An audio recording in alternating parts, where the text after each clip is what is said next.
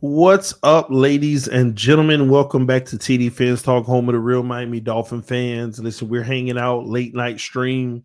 Get to hang out with all of our family and our peeps. Make sure you hit that like button on your way in. I dropped the link at the top of the comment section. I'm going to be letting people in about 5 to 10, maybe 15 minutes. TD, you using a green screen? Yeah, I'm using a green screen right now. I'm actually doing something whole new setup in my office for multiple different outfits as far as podcasting, TD Fans Talk, TD Sports Talk, doing a whole new setup. So right now I've been dedicated on the green screen. So until I'm done, this is how I'm gonna be rolling for a little bit. But hopefully we can have a good conversation tonight. And we can have some fun. Listen, man, left the grocery store, man. Stuff getting crazy out here, man. These prices getting ridiculous. These prices are getting ridiculous. Like most things are like double what they used to be, man. Man, we went in the freaking deodorant aisle, and for some spray, like even the rub-on deodorant is like $7. Stuff that used to be like $3, like $7, man. It's getting crazy out here, man. It's wild. This inflation is just on a whole nother level, man. We got to figure something out because I know a lot of people out here bleeding, man. This is crazy. All those who donated to the channel earlier, thank you so much. I appreciate it. Especially with inflation being as crazy as it is. Thank you, for real, for real. Somebody said Dollar Tree. Dollar Tree probably going up out here.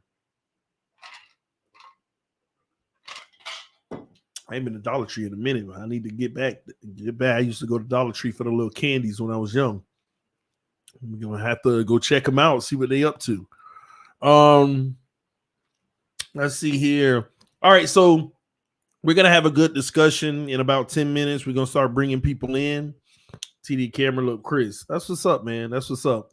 We're gonna start bringing people in about 10 minutes. Before we do, I'm gonna go ahead and answer some questions and stuff. If y'all got any questions in the comment section, I want to answer a few. We're gonna be hanging out tonight, chilling.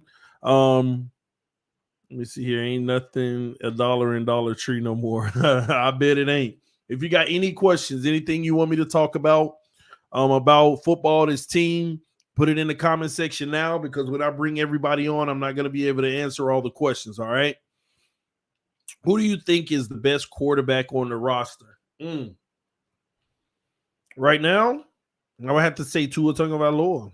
I mean, I think I hope he's the best quarterback on the roster. Skyler, we don't know nothing about him. We got to see him play on the NFL level before we can judge him. Teddy, technically, you can give Teddy the edge, but I'm not going to give Teddy the upside. So that's why I would say Tua Tagovailoa right now. So that's where I'm at. What type of camera do you use? Let me read it. Canon EOS Rebel SL2. Yeah, I think that's it. Yeah, Canon EOS Rebel SL2. You might want to, if you're looking at getting a camera, doing some podcasts, you might want to get this one, that exact one, the SL2, because I bought a second one, which was the SL3. Now they're like $800 each, by the way, but I bought a second one, and it was the SL3, and it times itself out after 30 minutes, no matter what. And I'm calling, I'm like, why is this thing keep doing this? They said that some law passed where recorders and stuff can't go past 30 minutes or something on digital cameras or some crap like that whenever you're trying to do like a live or something. I was like, man, I don't know why I just never returned it and tried to get another SL2. So trust me, go get the SL2. Don't get the SL3, the SL4, the newer versions. Get the SL2. Anyway, let me see. Any other questions? How you feel about Connor Williams in center? I've given it up to God, okay? I don't know. I'm a little skeptical about it, but I'm gonna trust the coaches on this. I'm not gonna be negative about it because I don't know. I'm not sure. Have you been getting a lot of haters lately?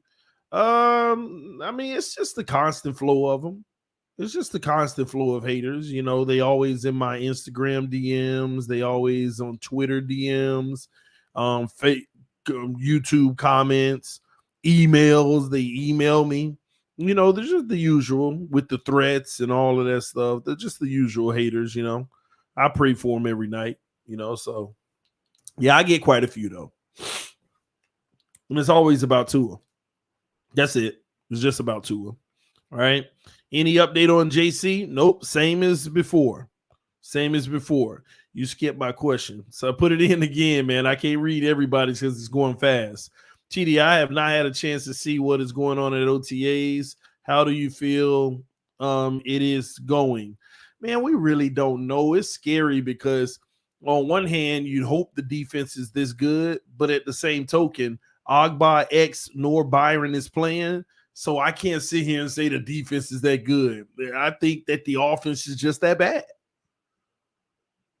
I mean, I want you to think about it. You could take it one way and say the defense is on fire. They're great. But your three best players, maybe even four best players on defense ain't even practicing. Xavier Howard, Jerome Baker, Byron Jones, and Emmanuel Ogbah ain't even playing. So it's hard for me to believe that they're just that great without all four of them, which leads me to believe the offense is just that bad. Just my take. I don't know, though. I don't know. Maybe them guys is that good on defense without the best four guys. And if they that good on defense without the best four guys, then you might well trade all four of them guys and get all them first-round picks. I mean, but they ain't going to do that because they ain't that freaking good without them. The offense is just trash right now. It's that simple, all right? All right, two more. So he has 26 lawsuits. What are you talking about? You must be talking about Deshaun Watson. Yeah, let me say something about that real quick. Can y'all please stop DMing me talking about, and I can't believe you wanted this guy.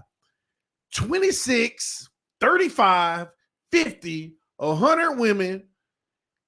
It doesn't matter. Ladies and gentlemen, this man has constantly said most of what these women said is true.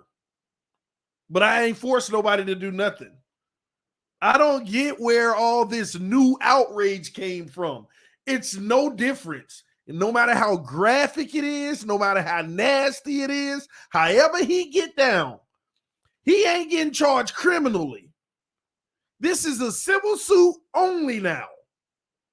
And as a civil suit, they're going to decide if he got to pay or not. I don't get where this new outrage is coming from. 66 women in 17 months. It could have been 500 women in 17 months. You'll be surprised how many NFL players, NBA players, rappers, actors, and all of that, how many body counts they get in a year. This is the lifestyle a lot of these people are living. And however they want to get down, that's their business. Shame on them because they expose themselves for situations just like this. Just like this. Who in the heck cares about a civil suit? The court of law said that they found no reason to charge him with a crime. I don't get where this new outrage is coming from, and I think it's primarily coming from all these people who either didn't want him anyway or want to stick it to the people who did want him. Ain't nothing new. Next week is going to be another 10 added on that say, I did this for him, but I felt uncomfortable doing it. Still ain't heard nobody say, yeah, I was held down or this and that and this. That's why the court said there ain't nothing here that we feel is substantial enough for us to actually charge him with. And like everybody said, you can indict a ham sandwich. Well, at the end of the day, no matter how kinky twisted his world is when it comes to that type of stuff, how crazy it is, at this point, that's his business. At this point, that is his business. And if a jury says, hey, we feel you need to pay these women money, he gonna have to pay it. If a jury say we feel you don't need to pay him money, he ain't gonna have to pay it. That's outside of football now. The only thing that mattered was football was criminal charges. All this public opinion and stuff like that, that ain't nothing. Y'all sitting out here, oh, it's another tool, and this one said this and that and this. Until a courtroom says he's going to have criminal charges, then what is the big outrage about? And let me be clear about something. He obviously needs some help. I'm going to tell y'all that now. He obviously has some sort of addiction in his, if it's true, right? Because again, we don't even know how much of this is true. Now, I ain't no fool. At some point, your common sense should tell you, well, of course he did a lot of this, but he already said he did a lot of it, but it wasn't nothing illegal.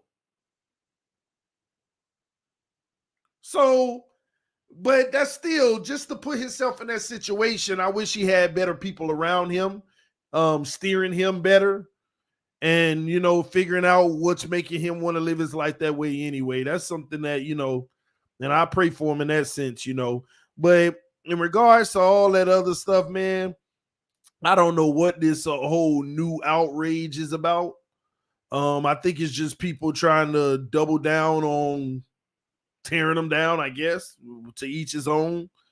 But it is what it is, man. He made his bed. He got to lay in it. People with this notion of, oh, we dodged the bullet. Did we? It ain't no difference. Nobody expected him to play this year. Getting Deshaun Watson is a long-term investment. And all these people around here talking about, oh, the Browns regretting it. Y'all have lost y'all mind. The Browns ain't regretting a single thing. That's why they structured his brand new massive deal the first year, $1 million. Why you think they made his contract $1 million in the first year? They basically said, we don't even care, Deshaun. If they suspend you for the whole year, we going to make sure that it don't impact you heavy. We going to give you a $1 million salary in the first year. That's simple. Oh, boy, the Browns feeling it now. The Browns don't care. They didn't expect him to be on the field this year anyway. They were getting him for the future. So once the league comes down with their suspension, they're going to suspend him for however long. And when he come back, all he got to do is get to winning, and it is what it is. It's that simple. I don't know why all this crazy extra outrage coming from. TD, when are you making your Rams channel? Mr. Spacely, when they win another Super Bowl. We'll see. But yeah, man, Paul Glover's sex harassment isn't productive to a good work environment. I don't know what y'all talking about. Man, anyway, there are conduct policies. Can I get your AFC West prediction? AFC West. Well, what kind of prediction? Just who's gonna win it? Who's gonna win the AFC West? Um,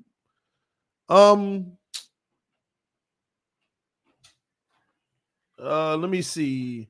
Who do I think will win the AFC West this year?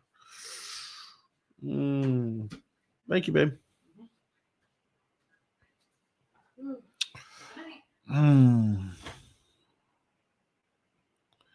This is going to be a shocker, but I got the Chargers winning the AFC West this year. I got the Raiders being, oh my gosh, man, that division is just so sickening. I got the Chargers winning the AFC West this year. I think Kansas City is going to fall. They're going to end up being a wild card team. Denver, there's a piece of me that feels like Denver is going to disappoint this year, even though they shouldn't, right? I feel like they might disappoint, and I think Raiders will be the surprise team.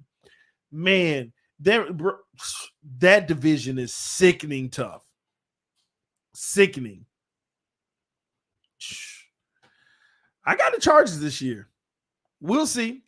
How are you going to let a player on the field as the NFL when moms and dads won't let their kids wear his jersey? I'm not sure what Paul is talking about. I'm not sure. TD, do you think Tua is the second best quarterback in the AFC East? Tua is not better than Josh Allen. And as of right now, Tua is not better than Mac Jones. We can sit here and live in our comfort of delusion all we want, but as of right now, he's not better than Mac Jones. Mac Jones was a rookie last year. Mac Jones was a rookie. And you can't sit here and tell me Tua played leaps and bounds better than him or better than him in general. Otherwise, Tua would have been the Pro Bowl alternate. He wouldn't. So why would I say Tua's right now number 3, and he better hope Zach Wilson don't have that year 2 jump. Remember, he was a rookie too. So Tua's 3 right now. Zach is number 4. And I hope and hopefully Tua has a better season than Mac Jones. Hopefully, I really hope so. I think Mac Jones is going to do very well this year. Having an extra outside threat with Parker. I know some people hate on that, but I think he will. What did Tua do you? You might want to write that again, Brandon, so I can understand. Maybe you're saying, what did Tua do to me? I don't know. Rewrite it. TD, what Dolphin player will have a breakout season? Breakout season this year. If Tua plays well, it should be Tua. But I would say Mike Gesicki. Hopefully. I would hope that he gets his first 1,000-yard season, but man, who knows, man? It all depends on Tua. That's why I don't even want to pick a receiver or the quarterback, because it's going to depend on Tua. So, breakout player this year. How about our boy on the defensive end position, Jalen Phillips? Breakout player of the year. That's who I'll give it to early. All right. TD, are you an Eagles fan? No, I've never been an Eagles fan in my life. Never had any interest in even rooting for them ever. The most that I ever watched the Eagles was when we traded Jay Ajayi that year when they won the Super Bowl. And that's only because I watch every playoff game. So, no, I'm not an Eagles fan. In regards to the NFL, I'm only a fan of the Miami Dolphins. Everybody else, I hate, despise, unless now I like watching Tannehill, so I watch some Tennessee games. And outside of that, everybody else are bums. But you can go check me out on my All Sports Network as I'm getting that going. I'll be covering all teams. So you might have seen things like TD Eagles Talk, TD Chargers Talk, and all that stuff. TD, y'all might have the worst QB in the division. LOL. Maybe, but only he can change that narrative. We'll see this year. Carlos said, I hope it's not the case, but if Tua don't work, who do you think is going to take that spot? I don't know if you mean this year or next year, but here's what the deal is. And I've always said this. This is the thing I like about the Dolphins. We always give ourselves options. We have draft capital to get a top quarterback next year. Okay. Because we got 2 firsts next year and the first the year after. So that's one thing. You have Brady as an option. You got the Lamar Jackson situation still creeping up as an option. You even have the Kyler Murray situation creeping up. And I rather Lamar Jackson over Kyler Murray, by the way, for all those who may want to know.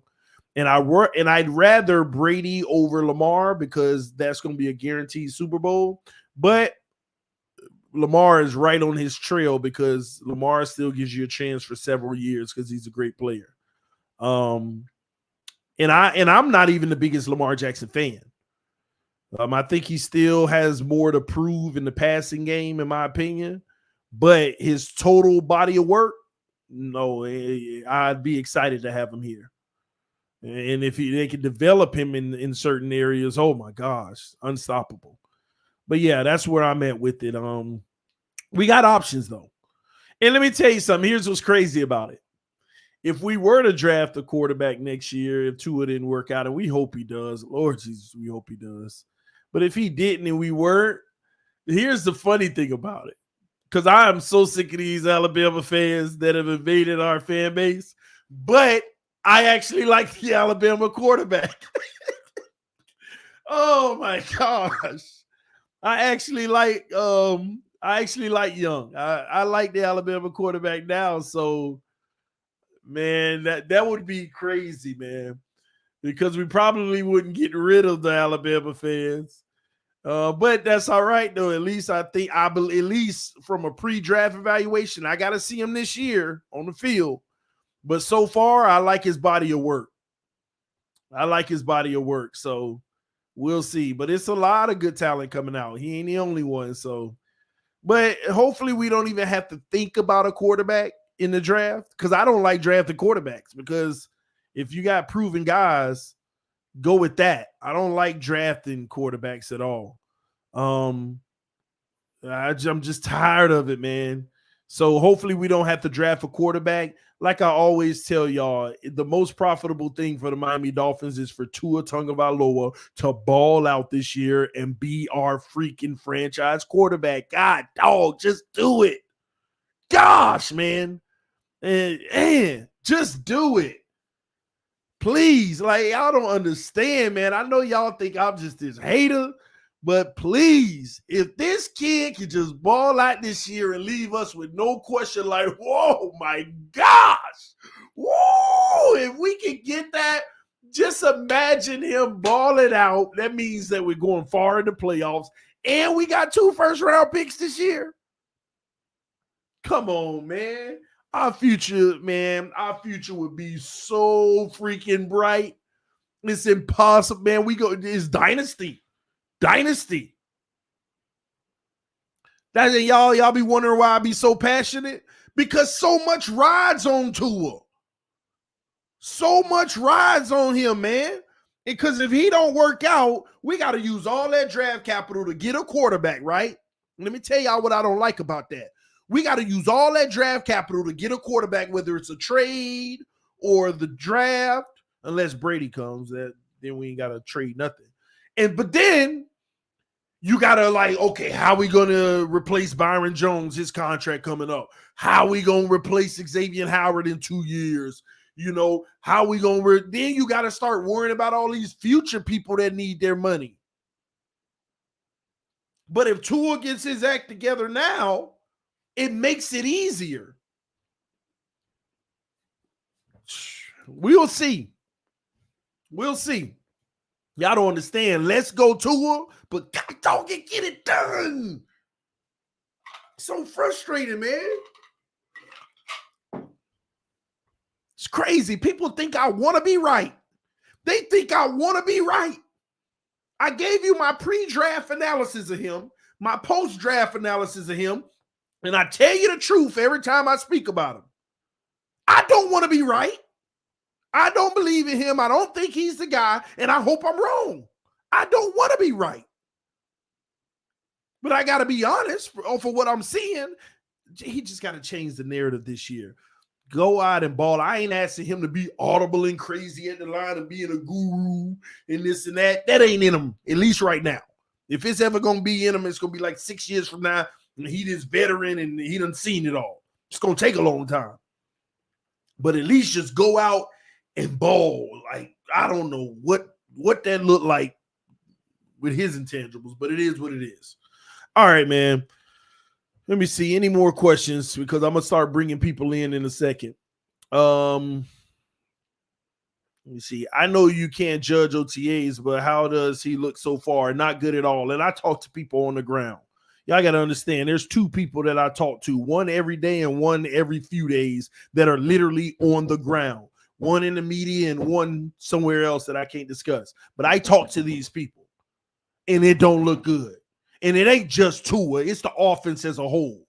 But he's doing his part of not looking good with them. And of course, everybody makes plays. He has some beautiful plays. He has some nice plays. You know, here and there, he'll be like, oh, okay, I like that.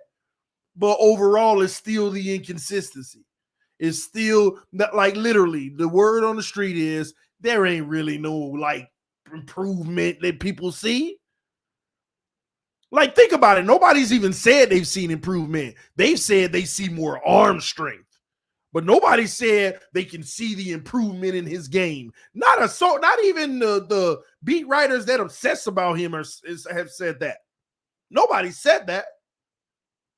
And it's like the same guy, but maybe he can throw the ball 5 yards further down the field.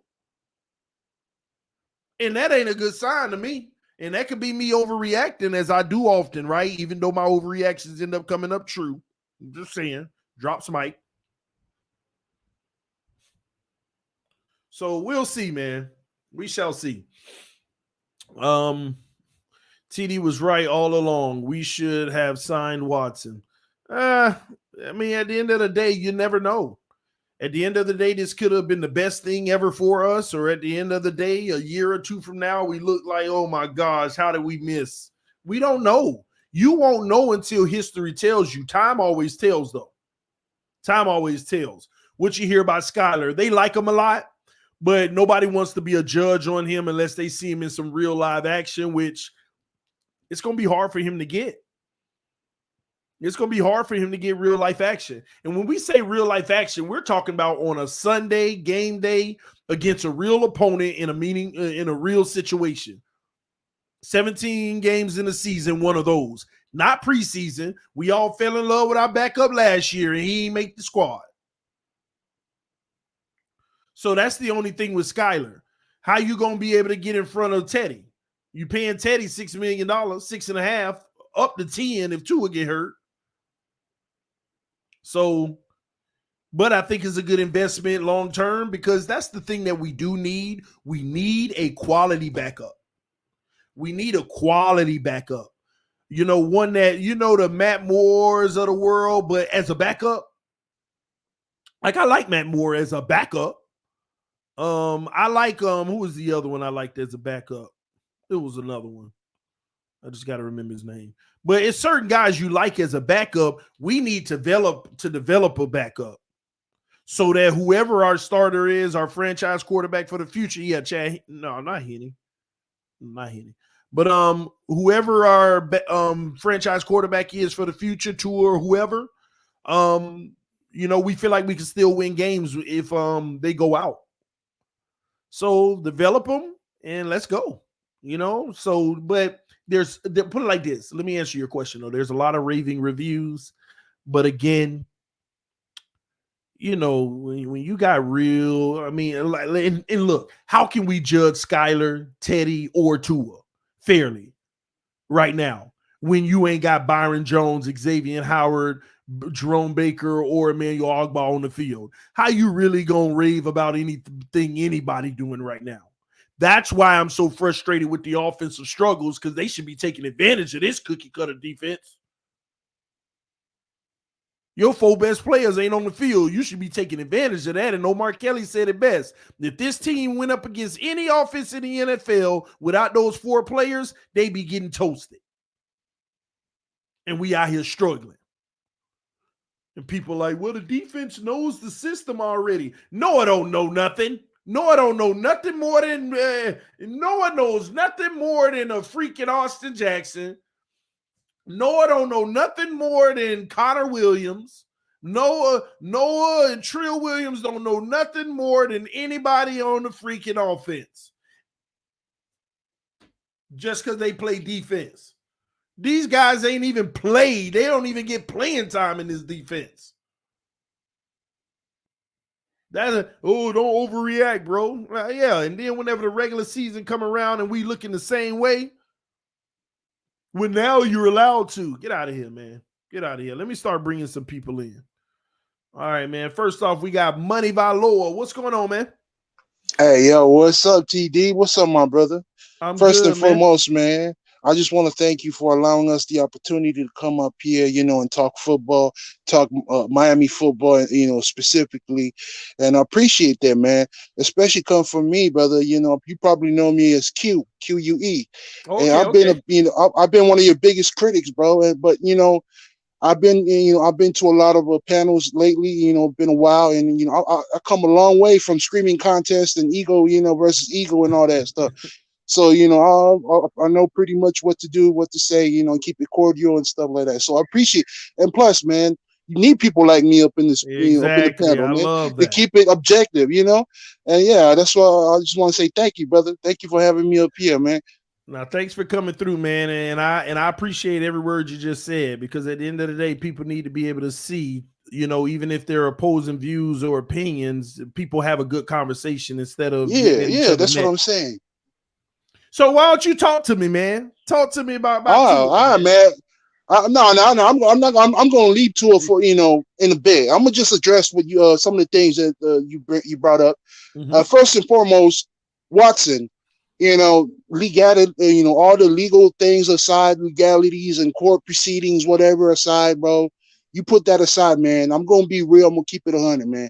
That dude is a baller. That dude is an elite quarterback. Right? You can't deny that. All right. For the past how many years he's played in the league, he's shown you that. All right. And I don't mean to be the guy to put up stats, but just go check out his stats, bro. No And question about it. also, uh, what else we've been talking about? I'm just blanking out right now. I'm kind of stoked. Everything and anything, but one of the most prevalent things as of late is the struggles in OTAs. What's your thoughts on that? Yeah. Okay. Uh, El Cap had a show last night. If I'm correct, yeah, he did have a show last night. And I was on a panel. We had a discussion about the OTAs, man. And you know what, man? Let me tell you this. Let me tell the people this that be using the excuse, man. It's just OTAs, bro. It's just all right, cool. It's just OTAs, but it should draw up some concerns, right? It should concern you that there are, the offense is struggling without, these studs on the field on defense. But at the same time, it is a concern. It shouldn't be. It's not that big of a deal, right? It's not that big of a deal, but it does concern you because at the end of the day, you got to see them in pads to actually evaluate OTAs and minicamps. And another thing is, man, it's OTAs and minicamps, man. That's where you want you want these mistakes to happen. That's where because that's where they have to work out the kinks, and it's OTAs and practices.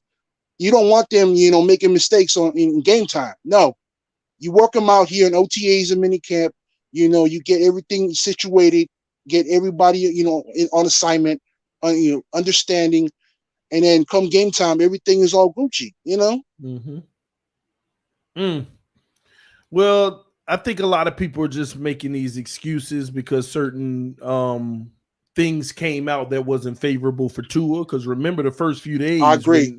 when nobody was at practice, it was okay to rave about all the great stuff that they were hearing, right? Yeah, But it as was. It soon as the was. media showed up and they said, "Oh no, this offense is trash," oh, it's just OTAs. Yeah, I yeah. mean, Like I people said, just change, it man. should draw concern. It should draw concern for what's been going on, especially without those dudes on the field, right? If those dudes were on the field, then you'd be like, yeah, it's, that defense is solid, no doubt about it. It's a positive to know that, this defense is still holding up, continuity, in what they bring to the table, but they weren't on the field. So that's the reality of it. But also the reality is, it's not that serious. It draws concern, but it's not that serious. I agree. And it ain't that serious, but it's something that needs to be reported, talked about, and logged, and to see if there's starting to be a pattern. And that's all. Yeah. That's what we're doing. And I know a lot of people. And you want it to happen. You want that to happen because so the coaches be like, okay, that's what we need to work on. All right, see what's going on, see what's the problem, and adjust. And before I get some other people's opinions on this, so do you think this Tua's going to turn it up this year? Man, I think so, bro. Let me tell people something, man. If you don't believe in Tua, if you believe in Tua, it's cool, man. It's cool. It's all a matter of opinion, right? Mm-hmm. Believe what you want to believe. Whatever you want to say it, right? But I think, man, I think this kid's going to turn it up, bro. I think he's going to come with it, bro. I hope so. Like, there's times I had private conversations, even with EM, and I'd be like, man, he's going to rip it apart this year. There's no way he can't. But then I'll call him. I mean, we'll talk 6 hours later. Tua going to fall on his face, man. I just don't know. It's like you want to have the hope, but what has he shown so far to make you feel like it's a guarantee? There ain't a guarantee, but there is a possibility. And because something's in him, but it's and to that point, and to your point, TD, you said what has he shown, and Color will back me up on this because I'm asking the same thing. Well, what have you seen? You've only seen his downside. You have yet to see his upside, and that's and to make a conclusion to seeing one side of the equation, it's just unfair, right? And so that's all I'm saying. Keep an open mind. And let me kick back on that. When people say you only seen his downside, you ain't seen his upside. Well, we sure as heck hope this wasn't his upside. Because if he don't ball this year, his downside start to look like his upside. Yeah, that's precisely our problem. That's one of the things we just have to wait. We're not sure if this is his upside. Man, I know we just have to wait and see and let things unfold.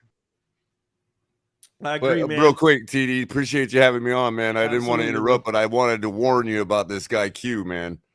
Oh, no. You got to be careful with him. Yo, Color, chill out, bro. Chill out. Take your pills or something, brother. Oh, man, that's what's up. But no, man, me and Q good. But Greg, you in here? Can you hear me now? Yeah, man. What you got on this? So first off, I want to TD. If Tua doesn't work out this year, I just want to make this quick point. I'd rather we get Lamar Jackson than Tom Brady because if we get Tom Brady, I'm not rooting for this team because I'm not gonna go hating Tom Brady my entire life to root for him. Number two, if we're gonna draft a quarterback, I'm not. If we draft Bryce Young, I'm not gonna be excited because what I've seen from Bryce Young, he reminds me of Tua, and we see where that's going. But the question I'm gonna make from what I'm hearing about what's going on OTAs and this offense struggling. If we have another year with this defense carrying the offense on our back, do we move on from Tua or do we give him another year? What do you think?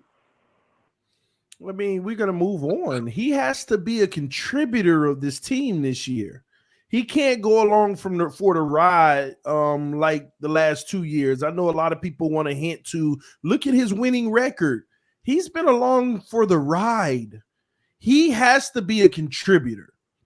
Tua Tagovailoa has to make big plays this year. He has to show some areas of being special. And, I mean, because otherwise, what's the difference with San Francisco and Jimmy G? I'm going to piggyback off that, TD, and say that it doesn't matter how good, what kind of super team you've got, what kind of elite quarterback you got. If you expect 12 wins in this league, 2 of those wins are going to have to come on the back of your quarterback when everybody else just don't show up that day. No matter how good they are, there's always a day where everybody just don't show up. And that's the day your quarterback has to take it on his shoulders and somehow will out a win. And if we can even see that twice a year with our team the way it is, we got 12 wins easy. And guess what? Let me quantify that for you. That's one of the Buffalo games. That's the Tennessee game. You see what I'm saying? It wasn't the Atlanta game. It wasn't the Jags. I mean, whatever games we lost that we shouldn't have. It wasn't the Colts game. You gotta be able to elevate your team at some point. Like, here's what people need to understand as well. We can freaking go 12-5 and be in the playoffs, number 5 seed, bam.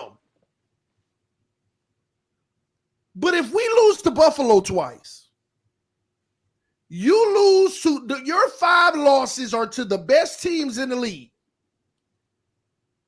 I'm sorry, that's not going to get it done, ladies and gentlemen, because at the end of the day, you have to be able to compete with the best of the best. Just because you made it in, what good is that? You have to be able to compete with the best of the best. If you get swept by Buffalo again, I don't care if you make it to the AFC Championship against Buffalo, which they're probably going to dog you again. There's obviously an area on the team, and it's 9 times out of 10 going to be the quarterback position where you got to be better than the other guy. And I posed this all off season to everyone. I told y'all, if our run game's the same as Buffalo, if our pass game's the same as Buffalo, if the defense is the same as Buffalo, blah, blah, blah, what's going to be the difference? It's going to be the better quarterback, ladies and gentlemen. And the biggest problem that I have with this team is that we don't have a guy that when you're in the trenches and there's 3 minutes left and you're up by 3 points, and that quarterback across the way leads his team for a touchdown and you got 1 minute and 30 seconds left, I have zero faith that we have a guy that's going to take us down there in 1 minute and 40 seconds and get a touchdown. We're not talking about a field goal, a touchdown. Just so you saw that Chiefs and Buffalo game, that shootout, like 3 or 4 scores in the last 4 minutes. We don't have that. We don't have that. In a team that has to, and here's the difference. When you have a team like the Chiefs, a quarterback like Mahomes or Josh Allen, you can have 1 minute and 10 seconds left and got to go to full length of the field, and the defense can be in prevent defense, but those guys can still make a play and prevent. That ain't happening with us. We're the type of team we got to settle for the 7, the 12, and keep on trying to sideline it out to get closer and closer.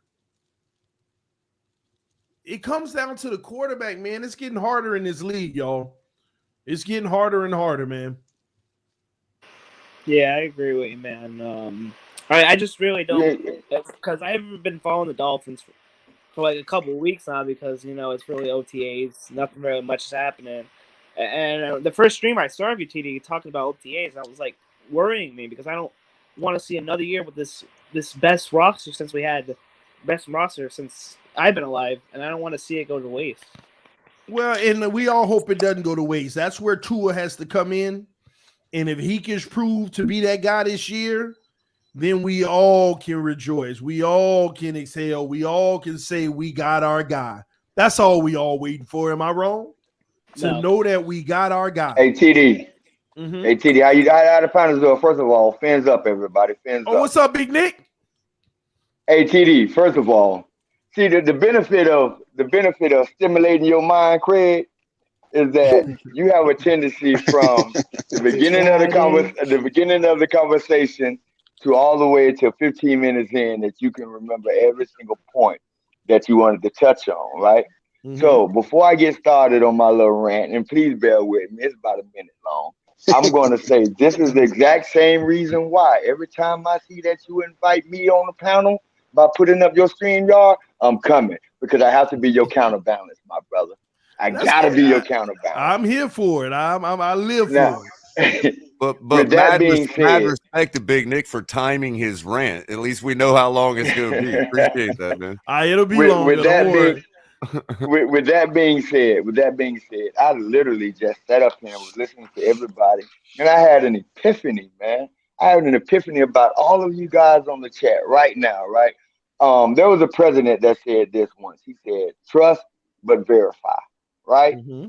now, you guys are trusting, but you're verifying, but you're taking that shit to the 10th power.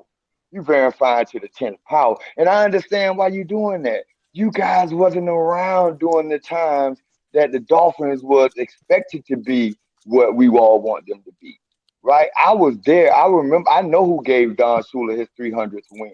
I remember Steve DeBerg beat the Dallas Cowboys with a broken freaking thumb. I remember watching the John Reagan Super Bowl when he busted loose on us in the second half. I remember my team. I remember the Miami Dolphins being the winningest franchise in pro sports, not football, pro sports. The Miami Dolphins were, right. I actually remember that. So I guess when I have Damn, you old, expectations bro. going into the new, hey, look, man, I'm just getting started, boy. It's all love. It's Hey, all love, trust bro. me. It's all love. Hey, trust me, I'm just getting started, bro. You know, if I'm old, what the hell is 90? But anyway, you know what I'm saying? But anyway, I remember like so my expectations of the teams are a little different. I just wanted to let you guys know that I understand where your skepticism comes from because you guys haven't seen. You don't remember that. You don't know how important it was for the Dolphins to make the Super Bowl in a strike shortened year. You know, we did that. We was one of the teams In the that did moment, that, honey. right? You're But talking about in the moment at right, that time. right, I was there. You know, so I seen this team be great. I actually seen this team be great through years and years and years. But I want to add a little something to TD because TD dropped some information, but he barely used nuance.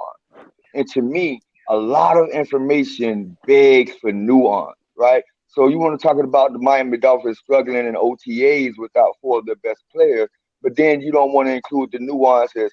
How many times have this offensive line blocked for any one of these running backs on the team? The top four running backs. How much blocking time do they have for them? Do they know the timing? Do they know the tendencies of these running backs yet? No. How many times has Tua thrown the ball to Cedric Wilson? How many times have Tua actually had an opportunity to throw the ball to Tyreek Hill? To all these new, and then you're talking about a new offensive system. As long as they can get this timing down, as long as they can get the timing down, this team is going to be awesome. Top to bottom, I'm not afraid of any defense in the NFL with this offense we have So because when I can we expect to see know it, Nick? I When can we I expect to see said, it? well, I hope we see it on September the 11th, my brother. That's if you're Thank gonna ask you. me. I hope we see it on September 11th. I'm glad you Hopefully. said That's that. what I'm hoping Hopefully. for. But I You hope you know, recognize, but Big Nick, the word you said. I hope. Hope, hope, hope, hope, hope, absolutely, hope, hope, hope. absolutely, And bro. If I can guarantee you that, I and wouldn't by be on this panel with And y'all. that's Be playing the exactly. lotto right and, now. and Hold by on, the Nick. way, Let I'll me be let me playing let the me lotto. let me hold on one reiterate what second. you were saying. I am using a little nuance though. We're not even referring to the run game. Yeah, it's We're the only pass referring to the game. pass game. And you're right. But you're not saying the passing game. You're saying the offense. The offense in general isn't moving well, but we've also already reported that the run game, we want to see that when the pads come on, a better look at that. That's the element that we want to get a better gauge on when the pads come on. But the passing game, it's easy work without pads on. You're not getting jammed. You're not getting touched. The pass rushers are coming at Tua, but they can't hit him, so he could throw without worry and freely.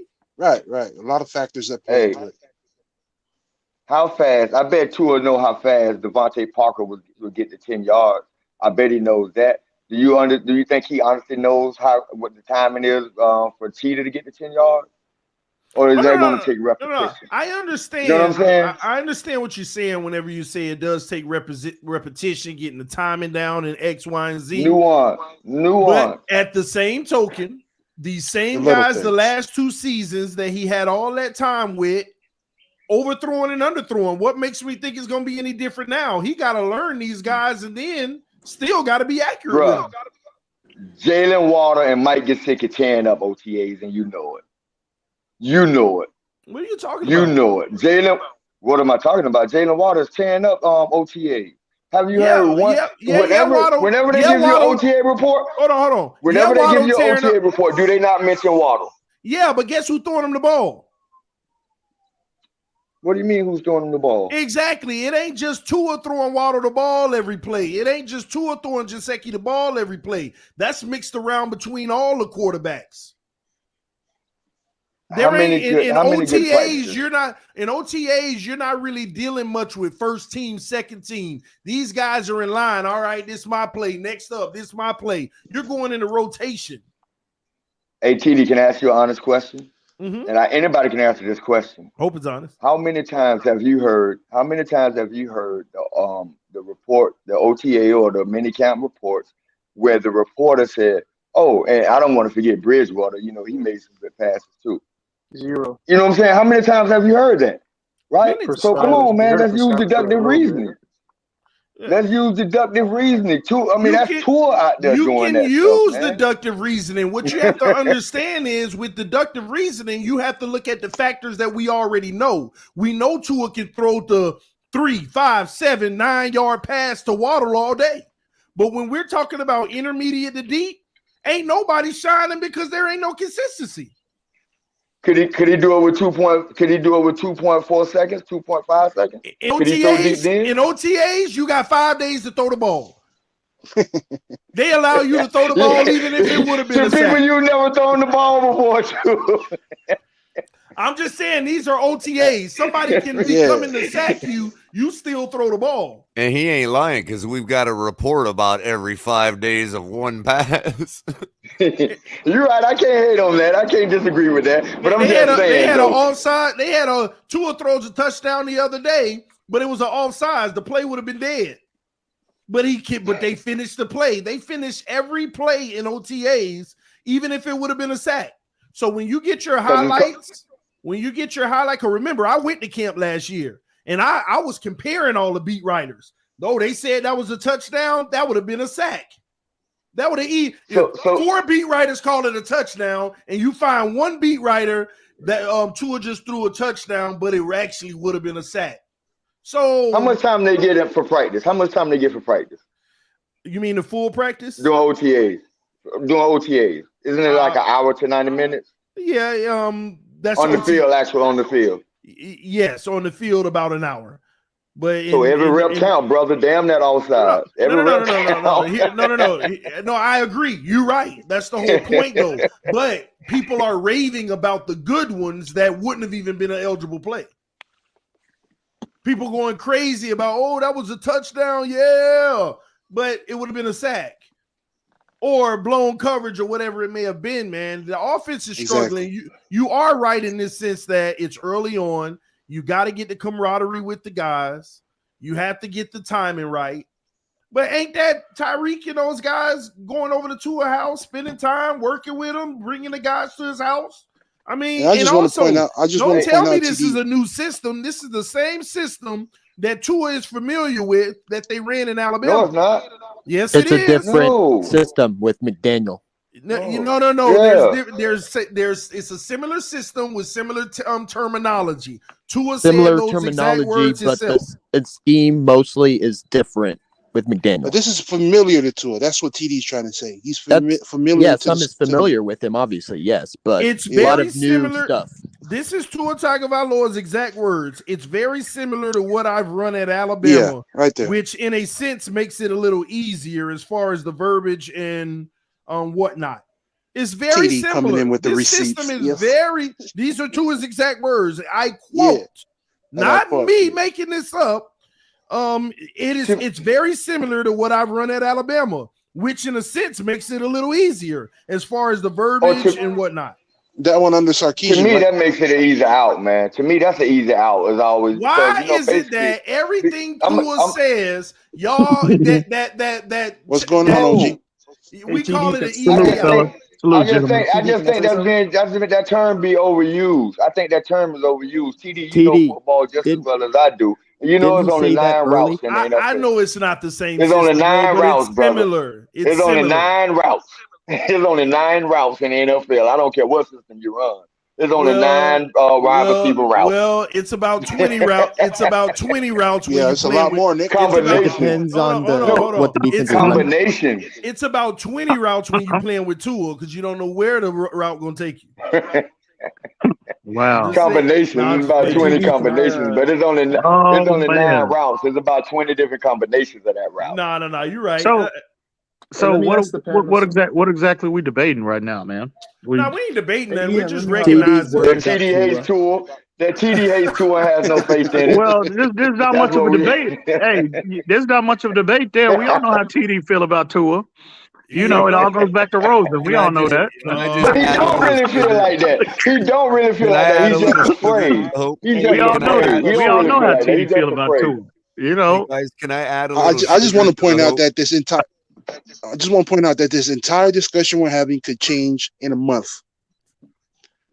yeah, that's fair. That's all Not I'm with saying. Big Yeah, Nick, once not with my training camp positivity. comes and we have dual practices, Yeah, it'll all you're right. change. It could get worse. Not I with will my say this though, positivity, it won't. Or better. Money. You Hey, right. Ian, You let me right, ask you a bro. And question. I'm sorry. Go ahead, bro. Go ahead. Yeah, I got a question for Ian. I've been wanting to ask. I don't know if you touched on it already on other platforms or here, but one thing that I've been really wondering, that like obviously Tua is a very polarizing subject, so people are going to focus on it a lot, Mm-hmm. and everyone's like, this season hinges on Tua, which in a large degree it does. But how do you feel about the coaching? The fact that McDaniel's never actually called plays, everyone's kind of rushing to anoint him. I feel like people are forgetting about that and more so focusing on Tua when.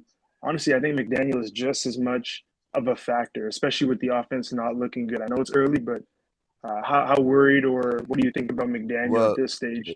John Harbaugh never called plays either. Yeah, John Harbaugh never called plays. I think he addressed. He was that question for EM Dolphin fan, I believe. If I'm correct. It is. Okay. But I have touched on this on on other platforms or whatnot. There's I'm cautiously optimistic. I keep telling my message to the fan base in regards to Mike McDaniels is that again, everybody is so quick to anoint him and to label him as his genius when I think that's very I think that's very irresponsible at this point because considering he's never been the overseer of a unit, let alone an entire team, and a real-time play caller. So there's some concern there for me, but you know how our fan base is, bro. They're so eager to just give credit when it hadn't been earned yet. And so absolutely, there, not only is there, some uncertainty surrounding Tua, but also Mike McDaniel as well. And, that could be, and again, I'm not forecasting that, but I'm just saying, I'm just trying to evaluate all the possibilities. It could be a recipe for disaster. I'm going to take it one step further, OG, and say that this entire team is a big question mark at this point. Well, let me. I don't think the defense. I don't think. Wow. No. As a unit, as a collective, it is a big question mark. Individually, these players on the defense, Agba, they've already proven themselves as playmakers and productive players to this team, but. As a collective, we don't really know what it's going to see because on the defensive side too, you can't guarantee continuity, right? Because you don't have Brian Flores anymore. You have a Josh Boyer back. You don't know what it's going to look like in 2022. So that's why I'm saying, as a collective, this entire team is a big question mark. Well, I'll say this though. I'll say this, Money. There's less. Concern, with the defense as opposed to the offense. The biggest concerns are on the offensive side of the football. That's just a fact. But the offense was the biggest problem. Let me go to the original if y'all don't matter. I'm going to come right back to you, Color. I want to go off the original question with the Triple S podcast posed to EM about, I know a lot of people putting a lot on Tua, but basically what about Mike McDaniel? Let me say this. I don't care how good or bad Mike McDaniel is. Tua got to own it. Let me tell you why. Tua wouldn't be here if it wasn't for Mike McDaniel. He's the one that selected him. So if the play calling is bad, Tua got to own it. It is what it is. We could literally see bad play calling, and at the end of the day, this was the guy that vouched for Tua. Everything right this season is on nobody but Tua Tagovailoa to make plays and carry this team when he has to. It's that simple. If they call bad plays, you better make them work. It's that simple. So Mike McDaniel, listen, he can, and that is a concern that he never really called plays or whatever it may be. But guess who's going to have to own that responsibility regardless? Tua Tagovailoa, unfortunately. Because again, that man wouldn't even be here if it wasn't for Mike McDaniels saying he saw enough film and felt like he could win with him. Let's see. Somebody said, if you're going to win 12 games, your quarterback got to win you at least 2 games. He got to carry you, literally. Okay, you got to carry you, within 2 games. Okay. Now, using that same logic, how many games, honestly, this is an honest question. How many games do you expect talent alone to carry you? See, and you know what? I'm glad you posed that question. That's an excellent question. Because this roster, it got to factor in. Roster, talent alone should carry you 11 games. Well, can I also answer that question? Because it segues to exactly my point about the defense. Our defense they're professionals. Our defense had 21.9 points scored per game against them last year. Offense scored 20.1. If we even get a touchdown more per game, field goal, how are we going to lose? Well, you could say the same about the defense. Maybe they could shave off less points. Bro, right, but why though? See, here's the thing. Because you expect them to. They're the defense. They defend. Here's the thing, Q. When you talk about expectations, I'm going on exactly. So when I always say that at some point the players got to play, the defense has proven that they can. So there is no reason to expect the defense to regress, given that we haven't lost any players. But they did regress, Color. Absolutely. They did regress. How? They didn't. Why? They regressed last season. How? They did. No, keep it real, yeah.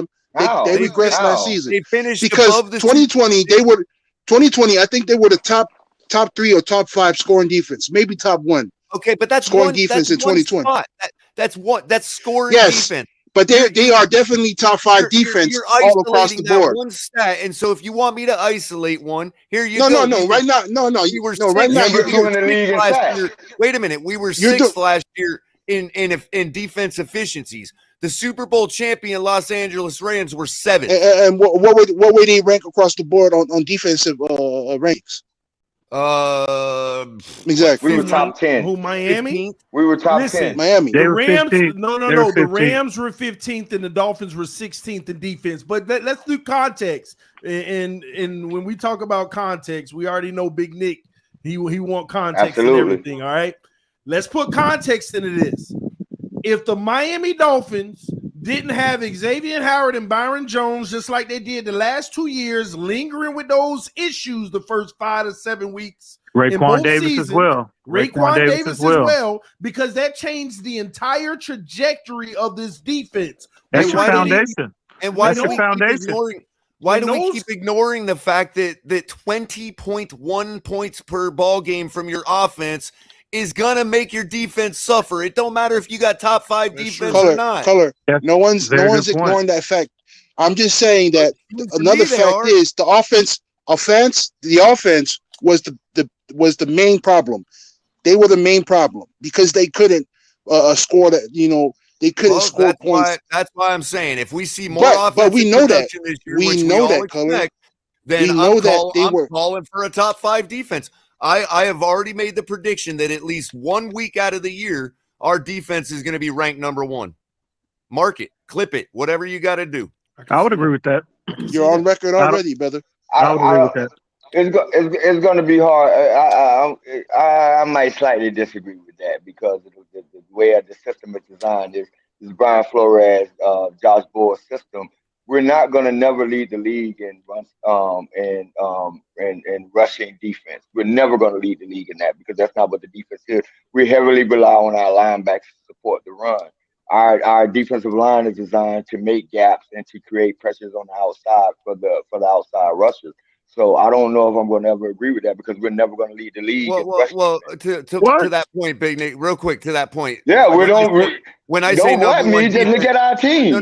Look at the last 3 years. When I say number 1 defense, I'm saying like they're not always number 1 in rush and pass to be the number 1 defense. There's other factors. I know. We could be I know. 6th in run defense, and you know what I mean, or something. Hey, let's But face. for people to continue to say we don't know with Josh Boyer, that's almost like saying X isn't a professional player. That's like saying Byron Jones isn't a professional. That's like saying I don't know about that. the rest of I got Christian Wilkins isn't a professional. These guys are professionals. So even if you don't have that much confidence in Josh Boyer, with this young team coming back and they know everybody together and they know what they are capable of doing based off of last year alone, and then they have the swag and the confidence and the camaraderie of being together. If you think there's going to be a drop off because we lost Brian Flores, a significant drop off, then I don't know what to say, man. And to your point, Big Nick, look, I just want to piggyback off of Big Nick's point. Let me tell you something. You can bring in the top talent. One of the biggest money-making playmakers in the league on this team. You can have them all here in Miami. But if a coach or whatever if nobody can bring them all together and work as a unit, it's not going to work out. Man, I got to show the defense some love here. Y'all tripping. Listen. I agree, bro. Man, come on, man. Are you serious? Okay, they tripping. Listen, this man, we got 4 All-Pros on our team. Let me tell you something. This defense, that's the strength of our team. Are you kidding me? This defense. Hey, you tell that the color, Ian. I've been telling color. Hold on, y'all. This defense will lead the way, but let me tell y'all something. I got to go back to the offense in regards to the defense. How many stops y'all want the defense to freaking get? Thank you, TD.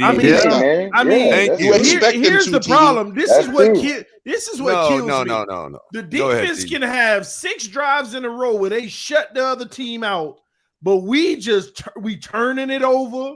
We ain't getting first downs. We might bend. They might start at the 25 and we let them get all the way to the 50, but they punting that ball at max. And we just balling on defense, and we doing it for 2.5 quarters. And the offense keep turning it over. Every time I sit my helmet down on the bench, we got to go back out already? Mm-hmm. And then when the defense start giving up points, all of a sudden, and then when our offense finally start doing something and the defense start giving up something, it keeps me bringing me back to the Atlanta game. I mean, people the defense lost the Atlanta game. How do you come back if the defense don't make stops? I got to push back on that, TD. Very good point. I expect the defense. 4 TDs he came back with.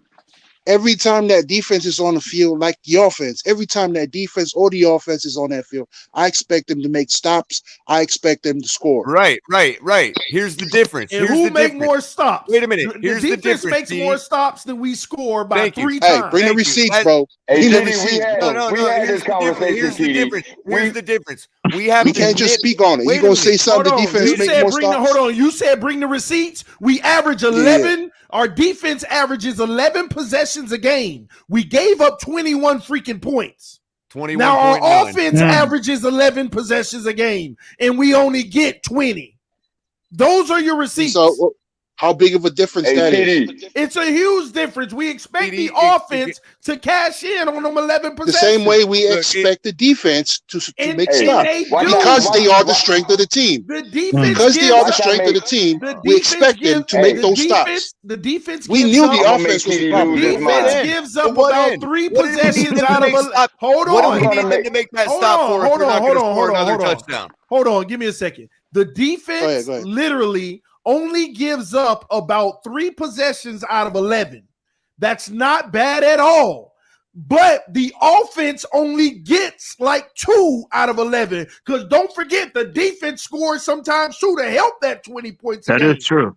That is true. TD, I say what is the strength of the team and then on top of it, the defense also gives better field position at times. Can I also say? Hey, I just want to say this. Hold on. Let me say this. I'm sorry. I just want to say this because I want to see TD black out right quick because we already had this conversation. I'm just going to go back to the Atlanta game. TD, the left side of that defense got cooked. That's what happened. They got cooked on the left side. In the fourth quarter? It don't matter. They got cooked in the left side. No, I'm but gonna that's ride on my that. point. You But mean the to tell offense me- don't have to so- score. So The y'all offense don't don't have care. to score coming out of Tua halftime. brought That's them not back. their job. Tua brought them back. They So was hold on. winning. Tua brought them back. They were winning. Let me tell you They something were about winning. Tua. Let me tell you How'd something he about get the Tua in ball that back? Atlanta game. Tua didn't bring him back. Tua didn't do nothing but cover the hole that he dug. And how do you get the ball back to do it? What we need We Tua to had do. the lead. What we We need had the lead. what we need That Tua left to side do. got cooked. What we need Tua to do is build a pile of dirt. Get over the top. What he does is dig a hole, and then he fill the hole and say, "I filled it. I filled it." He did. Like He this. did. It's like, look, He But did. in order for you to fill the hole, the defense has to make stops. look, it's I like told this. you he was gonna blank out. we the left side of that look, defense got here's the cooked difference in right Atlanta. here. In the Here's fourth quarter. Here's the difference right here. Here's the difference overall in this season. Here's the difference. We nitpick to find things the defense failed at, but we nitpick also to find things the offense succeeded at. Yes, Color. I agree. Perfect eight color. That's a good point because think about this. Yards after contact, our running backs, it was pathetic last year. Our yards after contact was absolutely pathetic until we got Duke Why you Johnson. hate us? Why even bring that up? Okay. So it's all going to be predicated on, again, this year, is how the offense performs and how decent our running game is so the offense can keep the time of possession and move the ball. Because ask yourself this question. If your defense was holding teams to 21.9 points a ball game, ask yourself if you're Buffalo, if they would take that. Because they're scoring 35 a game. So they know they got an undefeated season if they got that defense. And guess what? Let me take it a step further. If our offense can actually have drives that go down the field and take up clock, they would give up even more less points because the defense would be on the field less. And before anybody asks, time of possession was 30 for 30 last year, 30 minutes to 30 minutes. Man, we're projecting misconceptions on this that's team. crazy. Hold on, let me say something. About in 15 minutes. If we're in the fourth quarter with a minute to go, the score is 6-0. Who's winning the game? Who's up? Who's down? Yeah, I'm not telling you. Who's winning the game? The score is 6-0. I don't get your question. All right, okay. It's the fourth quarter. A minute to go in the game. It's 6-0. We're on defense. We got 6. We're on defense and we got 6 points. We win. Yeah. We win. It's more likely that we win, but we deserve to lose. Okay, if we got no points and the score is 6-0, the fourth quarter, we got the ball. If we're up 2-0, we lose because all they got to do is drive to kick a field goal, and we didn't put enough. Yeah, but I'm up. trying to see if you have faith in the defense. If you guys really have faith in the defense, like everybody's talking about. 4 points Yeah, to hold out for 4 points. I definitely have faith in the defense, but it's bigger than that. It's a full 60-minute game. At the end of the day, this team is the epitome of not doing enough in the totality of the game to seal it. It's a shame. Some of these games we could have put away halfway through the third quarter if our offense would have been halfway decent. Right out of halftime. I agree. So, a score out of halftime in Atlanta would have won the game. Let me give you a better example. Screw Atlanta. Let's go to Buffalo. Let's go to the big game where we got blown out. The defense in most of those games actually held on as long as they could. Tennessee, the Tennessee game as well, TD. Too. And it almost seemed like, man, we ain't gonna get no help by the offense. Screw this. It almost seemed like that's what it. At some point, the defense is supposed to give something up. But God dog, offense at some point, you gotta go take something. In a lot what of is the blame by and all of that, TD? What is the blame by with Buffalo? Why should we? Why should we blame one or the other? Because to my eyes, I think it's coaching. Well, it's not really building anymore. So what's your point? No. Let me tell y'all something. No.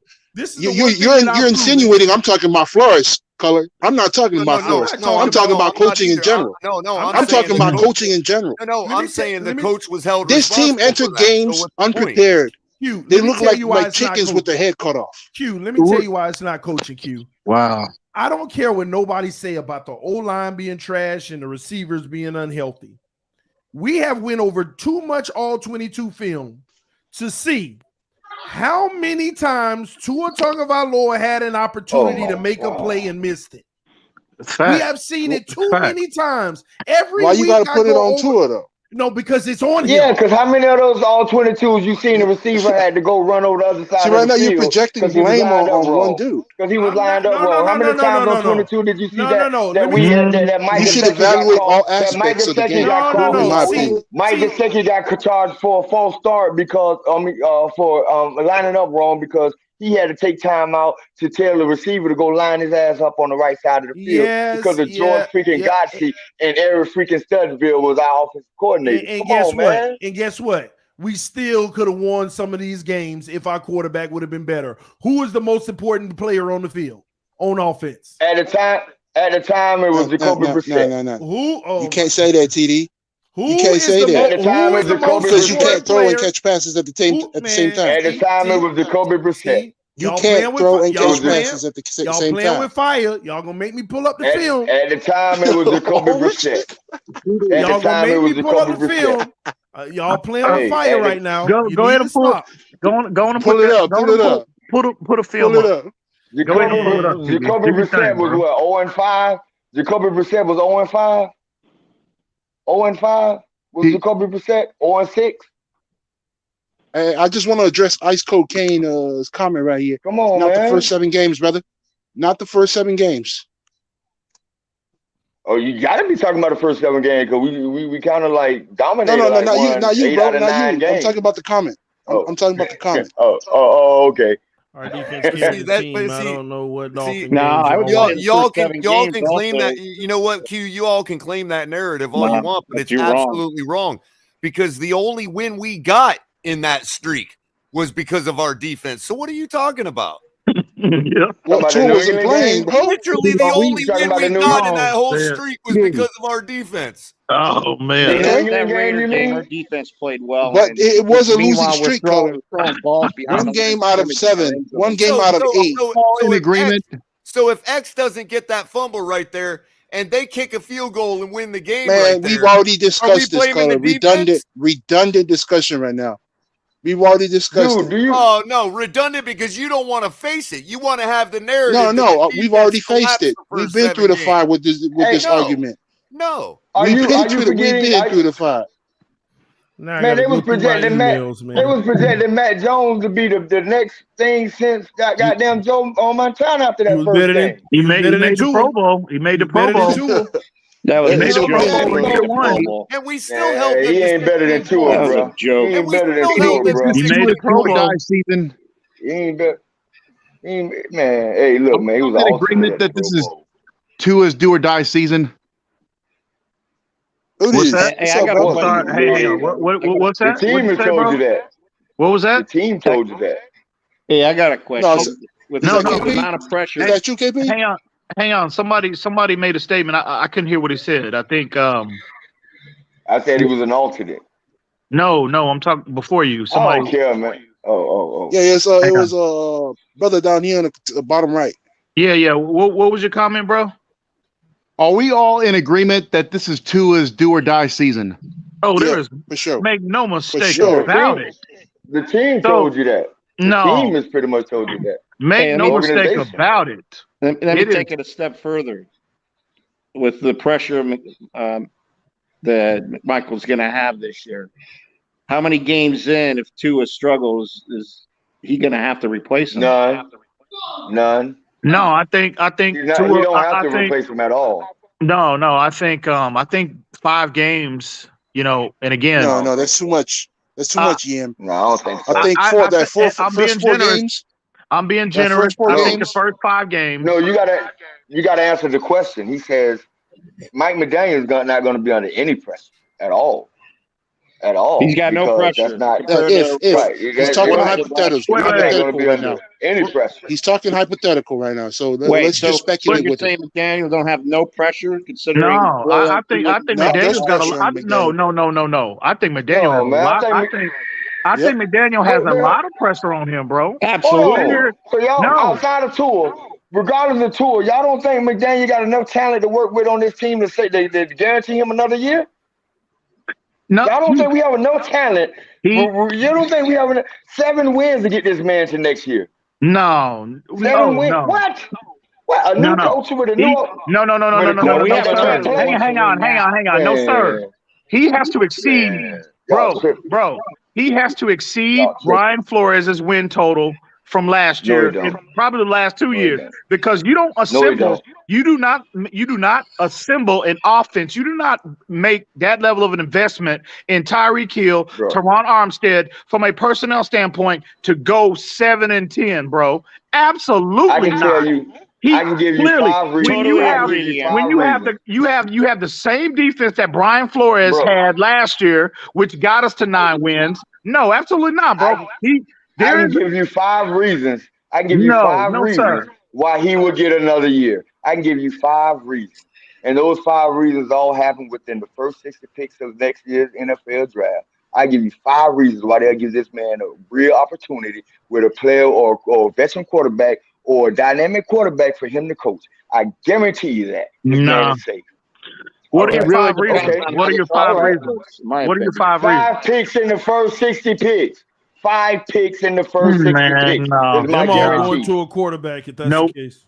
I And that, disagree and with that, that. that would guarantee he get another shot. That would guarantee he No, get another listen, shot. Sean Let Payton Sean. may actually be here next I year. know, right? Let Sean Payton come available All next right. year.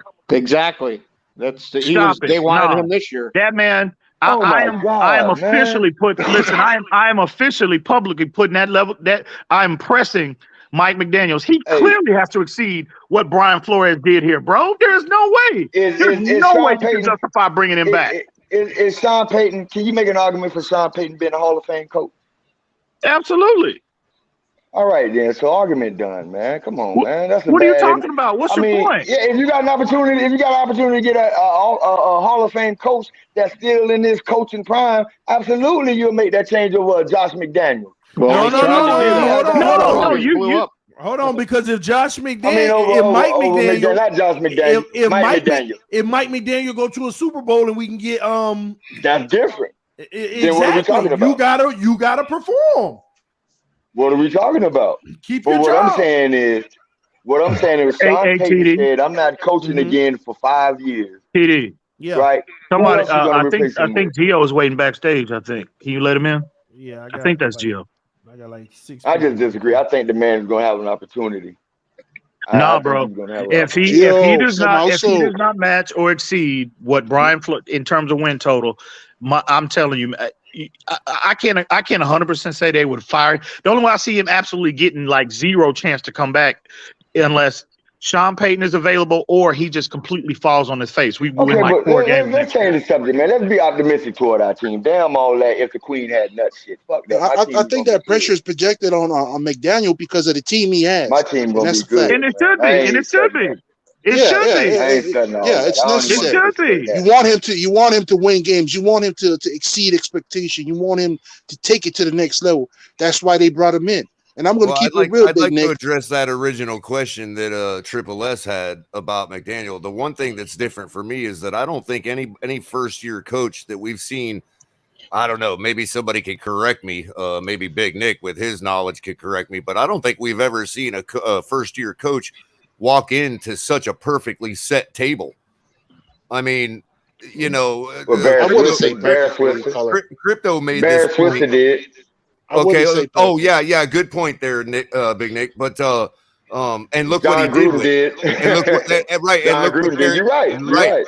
And look what they did. You're They right. because the thing about McDaniel that strikes me is that, and obviously we can only go by what they've shown us. So I'm doing something I hate doing. Everybody knows I hate making assumptions, but there has to be. Obviously, we can't avoid them 100%. So here's mine. My assumption is that Mike McDaniel is a very intelligent person in general. He has no shortage of belief in himself. He took on what we got here, eyes wide open, and so I don't think we should hold him responsible because I'm tired of the coaching Me either. carousel. But if they That's not did, a good I can excuse, understand. Color. I know. That's not a good. That's not a good. That's not a I good. understand, but I'm just jaded to the point, EM, where I'm like the Tua and ears are with Tua. Just stick with the guy no matter what. You know what I mean? Man, Did anybody get Adam Gase all this energy? Shut up, Did Coach. anybody get Adam Gase all this no, energy? man.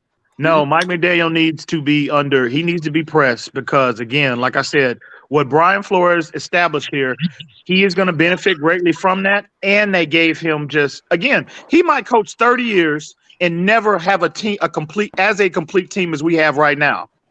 And the guy that you just fired had 9 wins, and he had nowhere near the talent on offense that you have. And you're supposed to be an offensive guru. With you, but no, we he can't needs to be reverse pressed. the past. You know what I mean? I might say what Chris Greer did. You can say Hey, what Brian Flores did. I might say what Chris Greer did. Real quick here, because you guys are having a little bit of a threesome, man. Not letting anyone else talk. What's up, Gio? What's up, Moso? What's up, everybody? EM, Color. Gio, salute, homie. Salute. What's up, my man? Hey, What, Big Nick? Gang, What's up, gang, Thomas, gang. bro? What's up, TD, bro? You looking What's occupied up, out there, my man, but I got you, bro. Listen, man. y'all. I'm with you, EM, bro. You know how I am.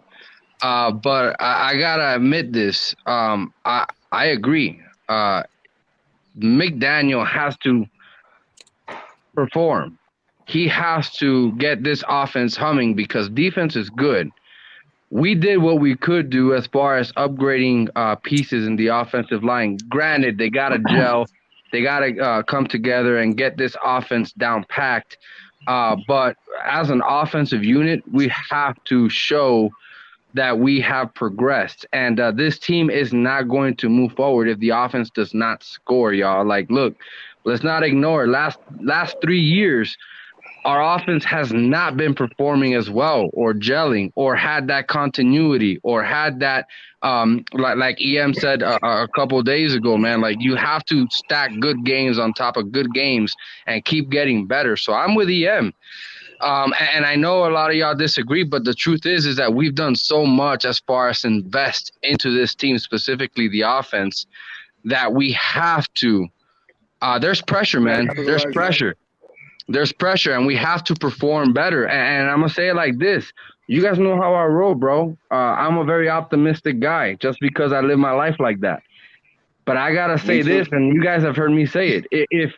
If my man Tua doesn't take that step forward and doesn't show that he can play loose, unfortunately, it may be time to look somewhere else. But with that being said, I believe that, guys, let's not get it twisted, man. And the reality is that, I know you don't agree with me, but Tua didn't play Tua's game. What do I mean by that? You could tell he was in his head a lot. out, man. Fins up, guys. Be safe. All right, bro. Appreciate you. Take care, brother. He played in his head a lot. He second guessed himself a lot. You can't play football like that. It's read and react. So with that being said, I like what they're doing as far as building his confidence. And now 2 years removed fully from that hip surgery, he has to play a looser version of Tua to where he uses his legs a lot more. I'm still listen. I would agree with that. Yeah, man. If Tua uses his legs more, it's gonna help build himself confidence that he could go out there, and we've seen him extend plays with his legs, and when he's done it, it's been flashes.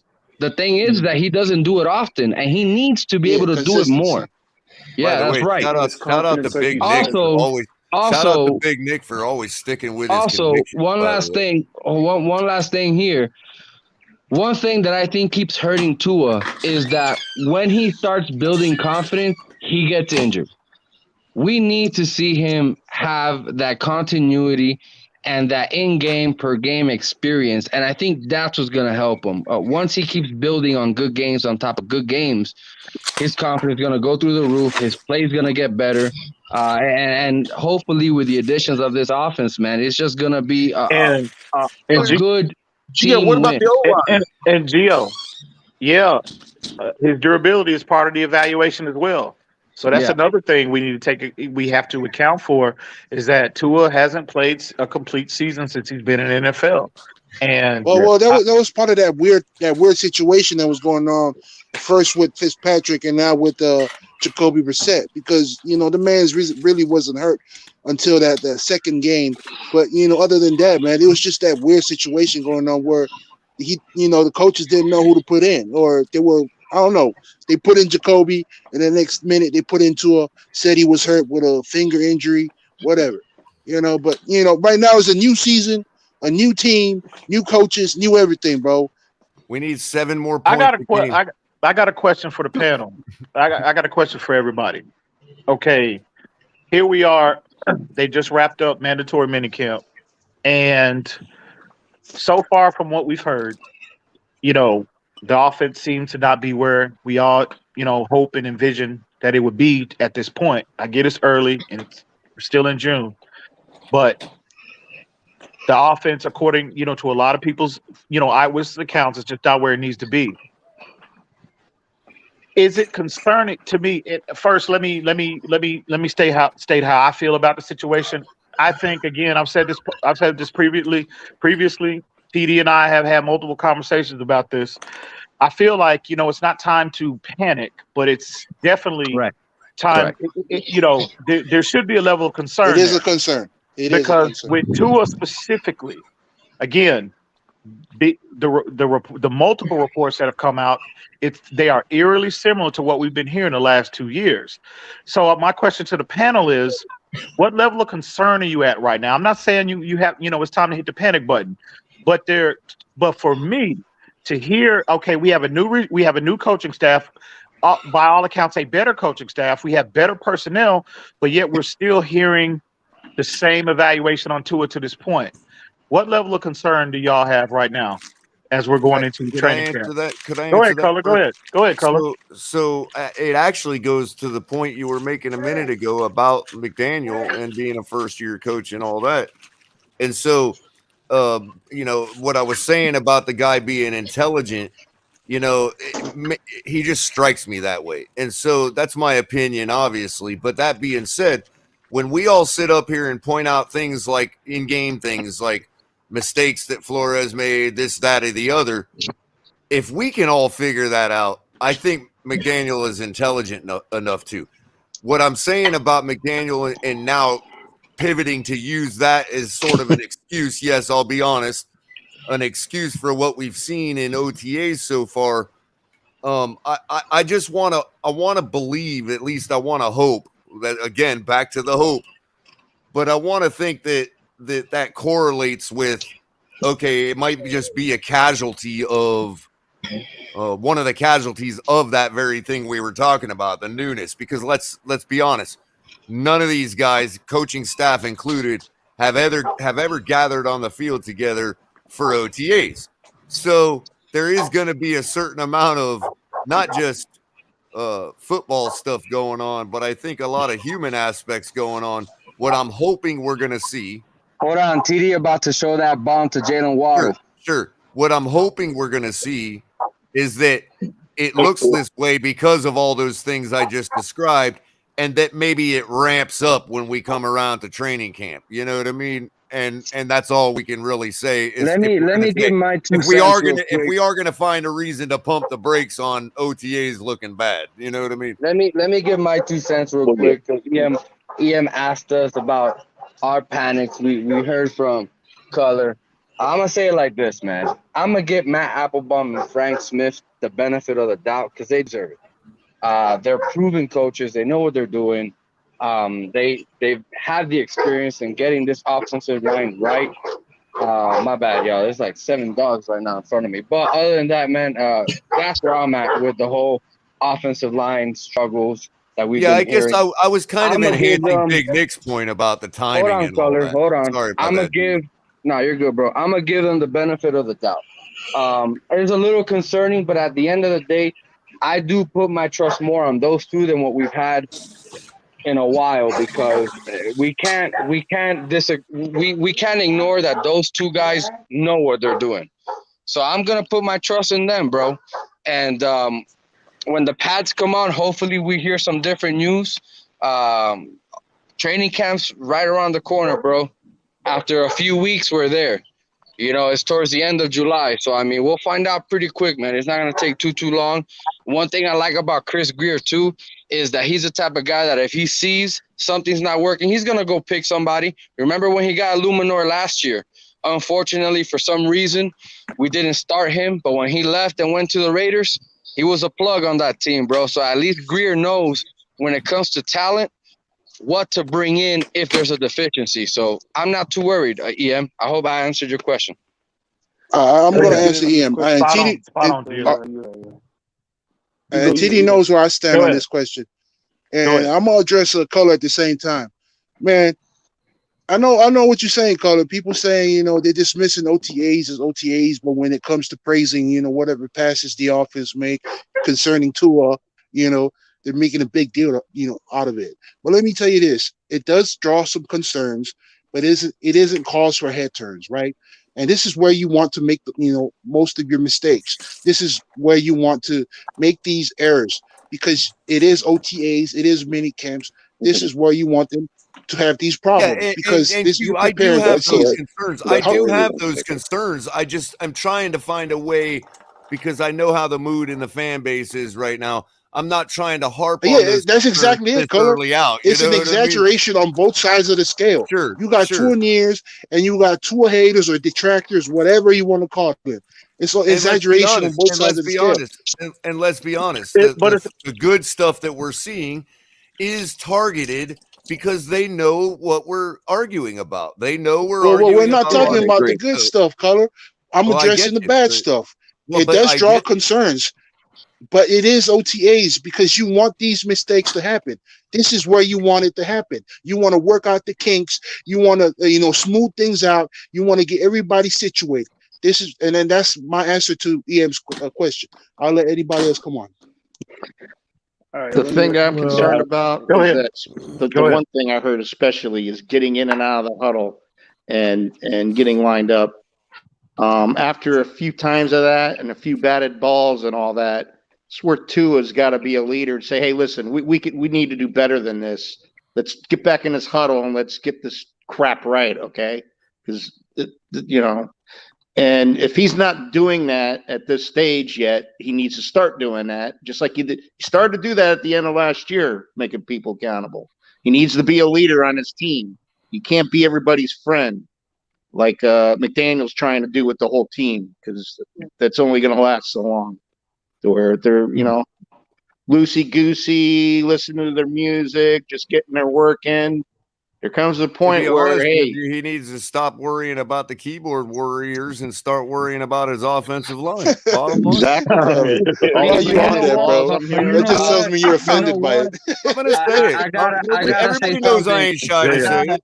I gotta say something about that real quick because that's not fair, man.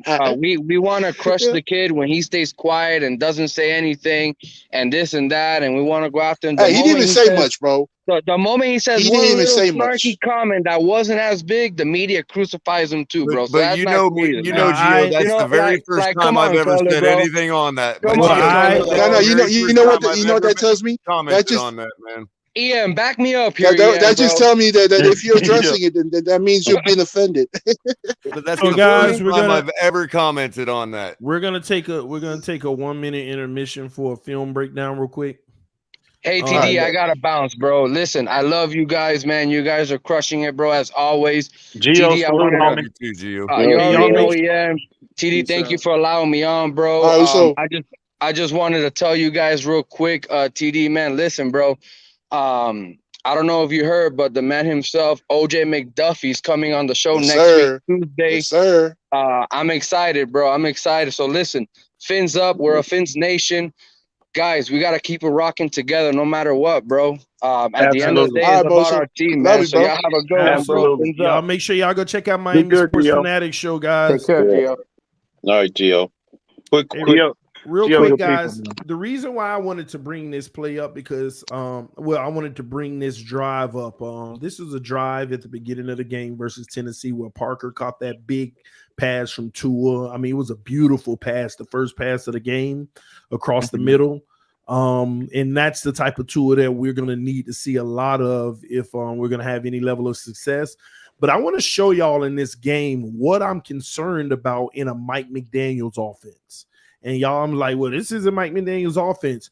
These 3 plays right here are the exact example of the type of offense you'll see with Mike McDaniel.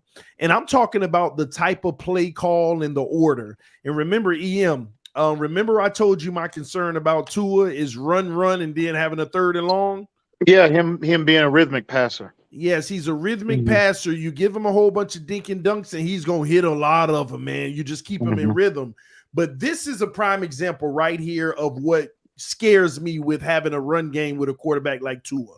So this is first down after that big run, I think by Gaskins to get it at the 48-yard line, and we decide to run the ball.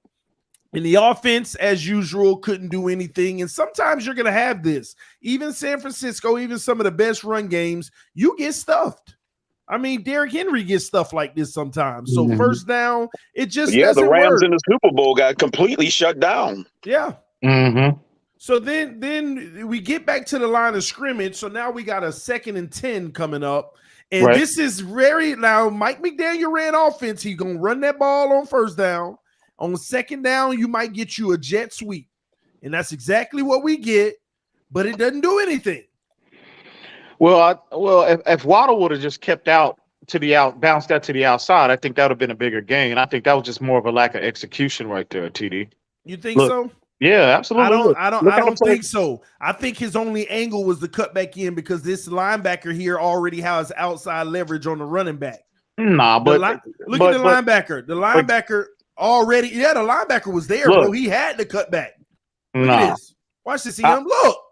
Are you serious? No, I think if Waddle would just if he just would have been a little bit patient and let the block develop, let Gaskins get his hands on the guy, he would have held him up just enough. He couldn't be patient. Look at the man behind him.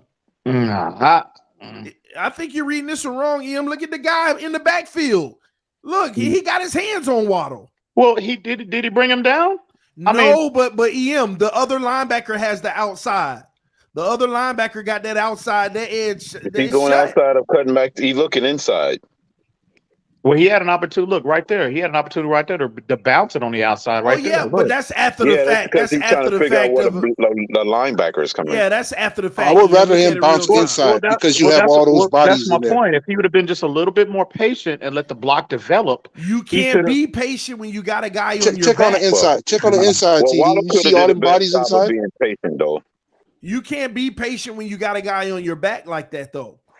I don't think. I think if he would just he'd already gotten ahead of him, TD. This would be a better view. Guy on him. You can't be patient. You can't slow down right here. Well, there no. He don't need to slow down right here. He whiffs on the tackle. Like, can you slow it down? But okay, there you go. All right, look at that space there. What is he supposed to do? Keep it outside? No, what I'm saying is he have the option to cut inside. Let it play for a minute. He will have to make a sharp cut. Look at right there. Look.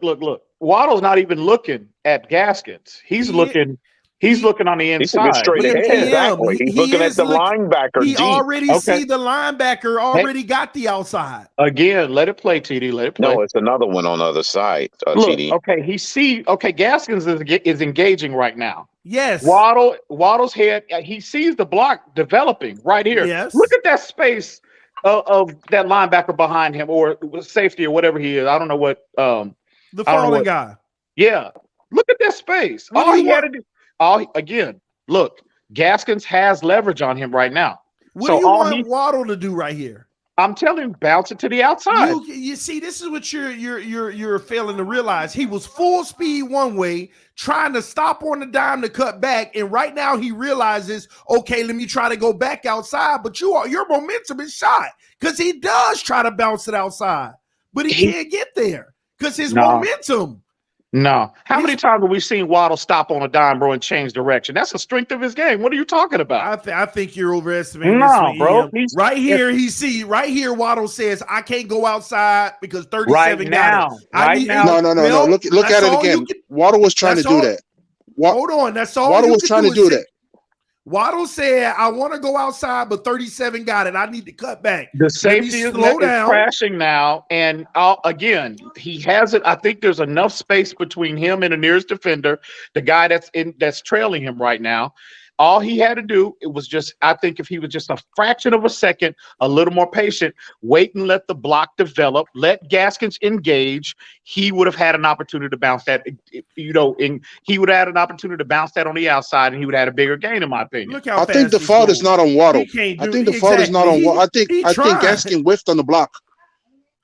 Gaskin whiffed on the block. Because Gaskin thought Waddle was going out already, but Waddle did that double move. He tried to book it back out, but then Gaskin whiffed on the block. Look at it again. Watch it play it out. So, okay, I'll go back one more time. Watch that block from Gaskin.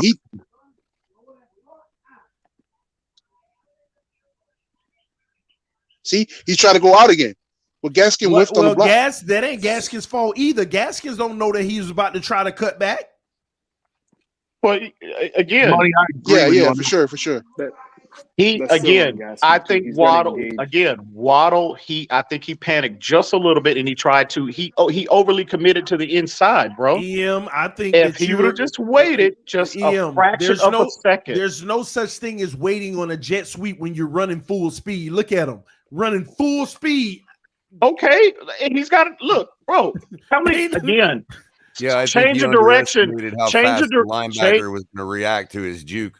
Change of direction is not a problem for Jalen Waddle, bro. That's the strength of his game. What are you talking about? I'm not saying that, Ian, but you're overestimating that play. How fast you look. He was actually worried about the guy in the backfield at first. That was his first look right there. Right. His eyes come off of. Look, his eyes came off of it. Watch he look at the guy trying to tackle him. Right here. He not caring about that. He got to win this one battle right here. And he won it. And now he sees the play is for outside, but he sees number 37 right here. Outside, there ain't nothing I can do. That. Cut back. I understand that. Look at the position of number 37 in relation to Gaskin. There's no reason. Yeah, you have to try to cut back right here. Right now, but let it play. Let it play again. Hold on. But Ian, hold on, Ian. Let it play again. You said right now. Now it's not. This is when Waddle's making his decision whether to cut or not. And he made the right decision at first to cut back, but Gaskins didn't. Gaskins wouldn't have knew that he was cutting back. Let it play again, TD. Boom. Look. Hang on, rewind it just a little bit.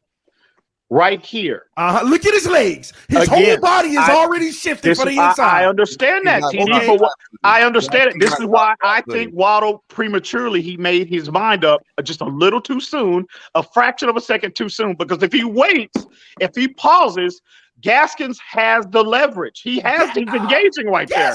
And all he had to do was bounce on the outside. Gaskins don't have no outside leverage. I'm sorry, I disagree. I disagree. He's making the decision right here. Look at number 37. There ain't no half a second. 37 is all over that. Gaskin is flat-footed. 37 is all over that. There ain't nothing on the outside now, right here. At this point of the play developing, he does, TD. But let the play. But he has to make a decision can you fast forward right here. A little bit? Look at how the play's developing. Look at it. Waddle's already cutting back, EM, in number 37. And again, I think prematurely he made his mind up, bro. EM, Gaskin is not square right now. If he would have I agree with you. I am not got the guy off balance on the outside. EM, fast forward just a little bit, TD. Fast forward just a little bit. If he would have no. Stop saying fast forward. Stay right here for a second. Can you say? I think Waddle made the decision to cut back in because 37 had the outside leverage. No, it hasn't. That ain't the point, EM. Let's stay here. 37 had the outside leverage. EM, my point is you're trying to go forward, but right here is something you're missing, bro. Right here, if he would have actually, quote unquote, been more patient and took another step forward, it would have been blown up even more. No, I disagree, bro. Because 37 would have not have put his feet in the dirt right here if Waddle would have went another step forward. I disagree. I think Waddle is Do shifty y'all and fast agree that enough. that right I don't there, think they that would right have got there? him, bro. I really don't. Do y'all agree that 37 that would right not there, have put 37 him had in the the outside dirt. leverage? Well, What happened?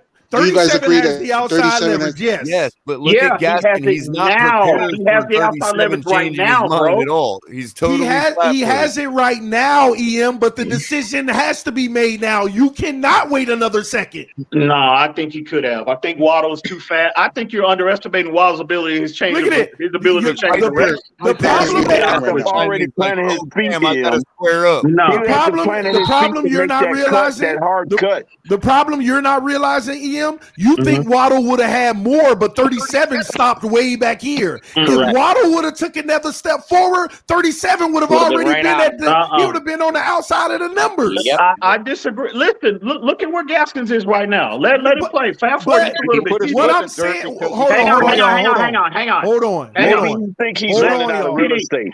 Hold on, y'all. Hold on. What I'm saying, you keep saying, look at where Gaskins is, but what you're not recognizing is if Waddle would have took another step outside, 37 would have already cleared them numbers. Yep.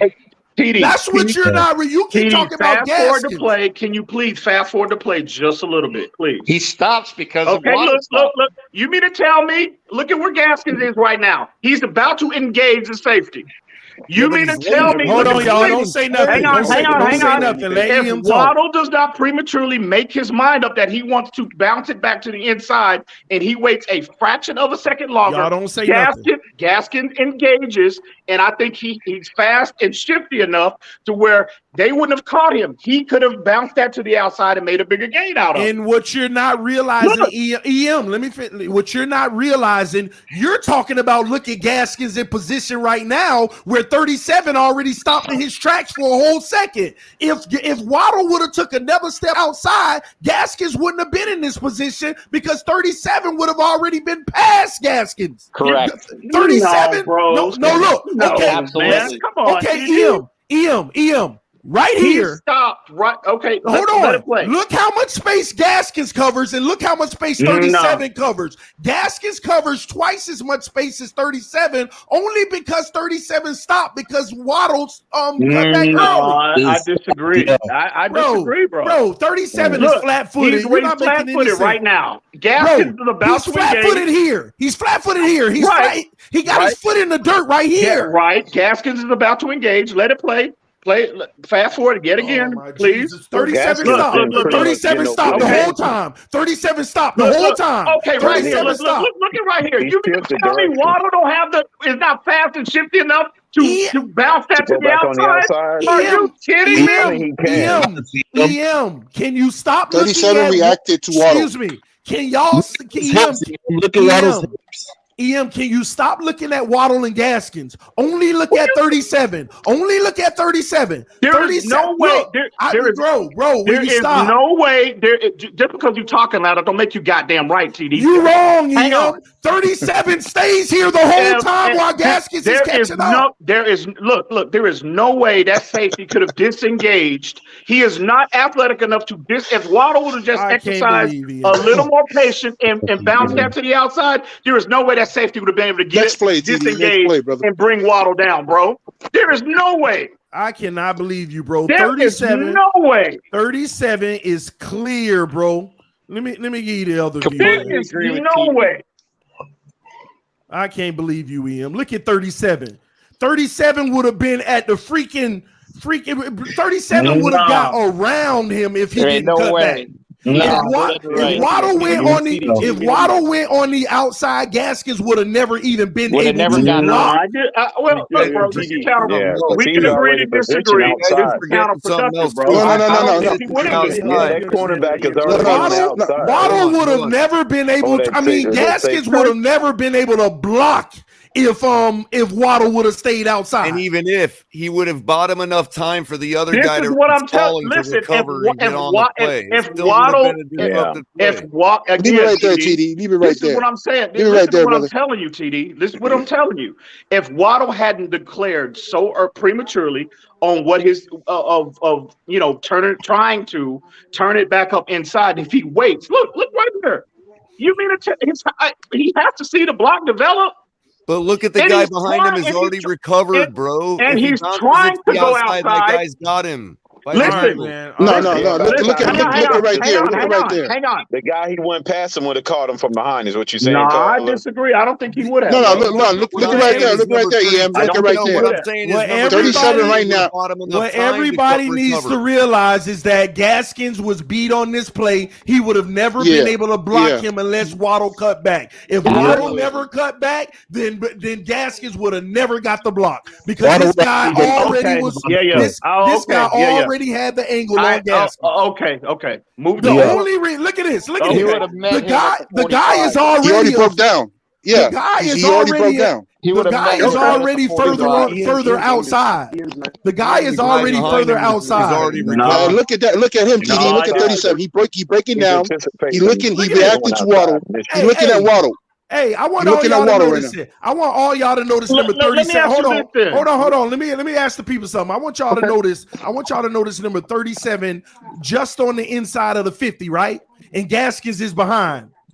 The guy never moves, and he allows Gaskins to come. Okay. But if he would have kept, if Waddle would have never cut back and he would have went outside, that guy would have been running across the numbers. It would have been under the. That was a great stop by number 37. That was a great defensive stop because he had that play dead to rights. On this play, Waddle was trying to cut it back outside, was he not? But he cut he reacted. He cut it back outside whenever. He was trying. Hang on, TD. Hang on. Look him react. Ask me a question. I'm answering. Look. He's trying to bounce it back outside, correct? Yes. Too late. My point is, if he would have just listened, as Gaskins about to engage the safety, right? If Waddle wouldn't have declared inside first, and he would have just remained patient and stayed behind Gaskins, Gaskins would have had an opportunity to engage, and there's no way that safety would have been able to disengage Myles Gaskins in time enough to get Waddle once he veered outside. There's no way. Gaskins wouldn't have been able to. No way. Gaskins wouldn't have been able to engage because he wouldn't have been in front of him. Behind him. He would have shot right past Gaskins and got him at 46. Yeah. What's up? Go ahead. Do you see what I'm thinking Waddle is looking at, I think that's Liam. And Waddle is saying, listen, the dude that tried to get me he's practically about to behind me. I'd rather take my chance because Liam is in the perfect blocking position. He is. Exactly. Cut back side. The mistake I think Waddle made on this play was trying to cut right back out after he already decided he wants to go inside. Right now, it looks like the play to make. At this point, it looks like I can see what Waddle was thinking. But as the play developed, Gaskin. To be honest with you, I'd rather take my chances with Liam on that linebacker than with Gaskin on that safety. And Waddle and whoever said this, Whoever said was this, also looking at the fact that number 37 is outside Gaskins' shoulder. Thank you. Waddle sees that 37 has Gaskins outside leverage. Outside. That's why he had outside leverage early. See what y'all I think y'all not understanding at all what I'm saying, bro. Waddle is clearly trying to set that block up. But my point is, listen, look at the comment. He's clearly trying to set that block up with Gaskins. My point is, if he doesn't declare prematurely, I think he has that fraction of a second to let the block develop, let Gaskins engage, and then if he hadn't been if he hadn't made his mind up and he was already cutting inside, if he would have just waited and let the block develop, he would have had the outside level. He would have had that lane to the outside, bro. The difference in opinion is I do not think that linebacker is fast enough to bring him down. And the difference of opinion is the fact that I believe Gaskins would have never even gotten the block had Waddle stayed back behind. He would have shot right past. Right now, he wouldn't clearly because Gaskins is nowhere near the safety. When 37 cut back in, Gaskin was not squared around. And Gaskins got beat on the cutback. Waddle wasn't trying to set up inside out. Waddle thought he had the inside. Why was he trying to cut back outside? Why is he trying to cut back outside right now? Then and then let me answer. You gonna let me hold on. Shush. Let me answer his question. listen. The reason why is because Gaskins let 37 get deep inside. He beats Gaskins again. Exactly, TD. If Waddle waits and he's patient enough and let the play develop, let Gaskins engage, he clearly had the leverage on him. Bro, he had a fraction of a second to bounce that on the outside. This is a jet sweep. The man is running full speed, and now right here, he sees the linebacker has outside. Let me cut back for the big play. Gaskins, get him. Don't get him. Now I need to go right back outside right here. He sees the man eye to eye. Dang, you let him inside too? Now let me try to go out. But it's too late. Listen, I think exactly what's happening right here. I do believe Gaskins should have had a better block on that safety. That's really but again, I think if Waddle was just a little more patient, bro, I think he could have made that play happen. All right, so Gaskins is the reason that play didn't work. Anyway, but hold on a second. We'll go back one more time, TD, at the very end. And watch what happens to what the guy that recovers behind him does. So if Waddle does juke back out to the outside, look what happens to the guy behind him. He totally intercepts that lane at the 50. Look, let it play out. Even if Waddle does take it to the outside and breaks free, he's got the whole lane intercepted right there. It's going nowhere if Waddle goes out. Okay. At the end of the day, even if there's a cake, that would have been a better game than what he had on this. On actually what happened. Yeah, you're right. Know. He had the lane cut off. That's ridiculous, color. The yard line. So at the end of the day, for some reason, let's go past this. But here we are now. We got a 3rd and 11 situation. All right. They basically actually is 3rd and 10.5. So it's still the beginning. So this is why I say Tua is a rhythm guy, where you run, and then expect him to bail you out on 3rd down. He has never shown that he can do that. And this is a prime example where you have a clean pocket. Now, mind you, he's going to take a sack on this play. Look at the pocket. Everybody's blocking. He knows his routes. He's not even looking over here on the left side, even though, hey, you might have a shot on that go route down here. But screw that. He knows he got double action. He got double action over here. And right here is the cleanest his pocket is going to be because nobody's around him, but it's going to get tight real quick. But here's what kills me. Some of y'all may not be able to see it, but he's cocked back to throw. His arm is actually backwards with the ball in it, ready to throw the ball. And these are those moments on 3rd and 11 that you just got to make the play and you got to make a decision. Do you toss it over the middle to Waddle or Parker? I don't know who that is for the deep ball right up the empty middle of the field. Or do you take Matt Collins sitting down in the zone right between all those guys? And these are the exact decisions that he just won't make.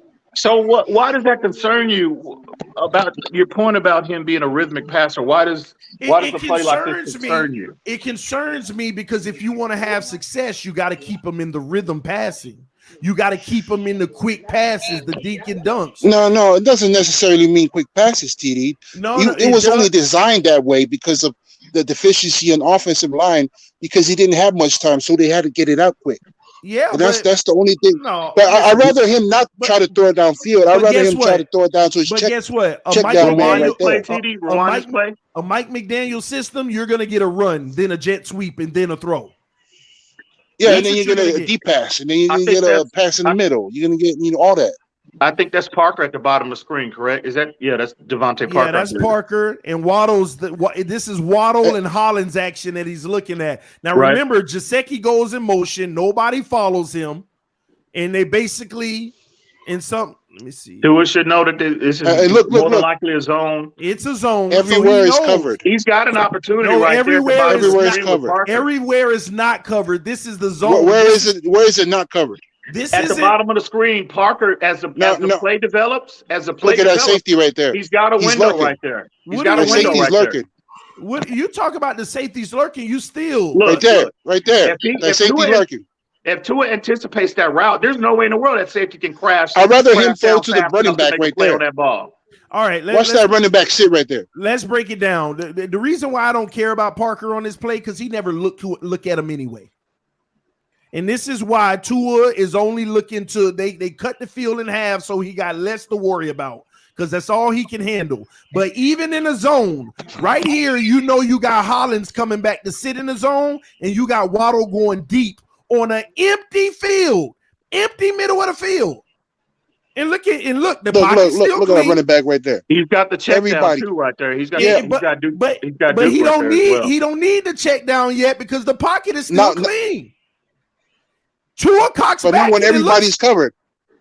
No, everybody ain't covered, bro. First of all, like you say, you got the check down, but right here, this is the difference from an NFL throw, ladies and gentlemen, where you think everybody is covered. You got two wide open guys right now, and some of y'all don't see it.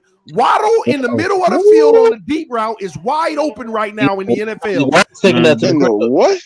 That is not open, bro. No, bro. If you know that it's a zone coverage, you're going to see them come open. If you know the coverage, you know they're wide open. I'm about to. So you want him to pull a Fitzpatrick and try to zip it in there? No, you gotta know the coverage. Let it play. Look at this. Look at this. And it's already collapsed, bro. It's already collapsed. Because the ball was already supposed to be gone.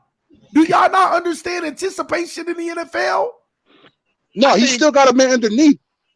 And we understand that, but anticipation in the NFL, the ball is not gone right here. Right here. I'd rather he forget everybody downfield and just throw it to his check down man right there. That's fine.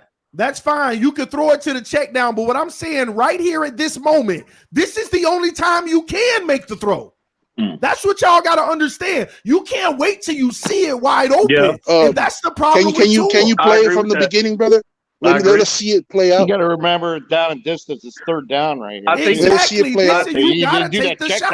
I think he had two opportunities. I think initially he had Parker. There was a play to be made with Devontae Parker at the bottom of the screen. But he never looks. But he never looked. And also, look, I got to agree with TD on this one. These are the big boy NFL throws. Tua has to recognize post snap, whether zone, man, et cetera, and he has to anticipate that window. Some of y'all don't understand these anticipations. There are quarterbacks in the NFL that right here, the ball is flying. And you're like, where is he throwing? He's throwing right here. Yep. He throwing to Waddle. He throwing to Waddle, maybe running for the touchdown. He throwing to Hollins in the middle of the zone. Right there. Look at it even more prevalent now. Okay. Go back, TD. Go back to where Waddle meets the defenders. Right here. Okay, right there. And then just play it out slowly. Look at Tua. His arm ain't cocked back yet. Okay, he's looking at Waddle now. Right here, I thought we had hope. Some of y'all may not see it, but Tua's arm is one ball. The ball is in one hand, ready to throw. He's already got it cocked back. And I thought, oh my gosh, he about to do it. He about to make the big boy in. He knew to do it, y'all. TD, you need to turn the volume down on that damn mic, bro. You blowing my phone, my speakers out. Can you hear me now? Is it better? Yeah, you're much better now. Getting on my goddamn nerves with all that noise, bro. Listen, Go ahead. He knows to do it because his arm is cocked back right here. He knows he has the play, but this would be Brandon Marshall was talking about a slow blinker. He knows right here is the big NFL throw. Okay, no, TD. We don't know what he knows at this point. Bro, his arm is cocked back to make the throw. No, we don't really know what he knows. We know what we know. Well, you know we're what? Perceiving what we're looking at. Well, you know what I do know? If he don't know, then this is why he ain't gonna last in the NFL. That's what I do know. See, because can you rewind that, TD? TD, can you rewind it? Play it again? Can't hear you now. See, this is where like one of my major concerns about Tua is timing. See, once you look at here, he has to see and he has to anticipate those routes. Rewind it again, TD. I think the play here to be made. No. Now, what is he looking at? Who's his first read? Tell me who's his first read. I think the initial play to be made here was Parker. I think Parker was his first read is who? Oh, it might have been Parker. Look, he did look over. Look right here.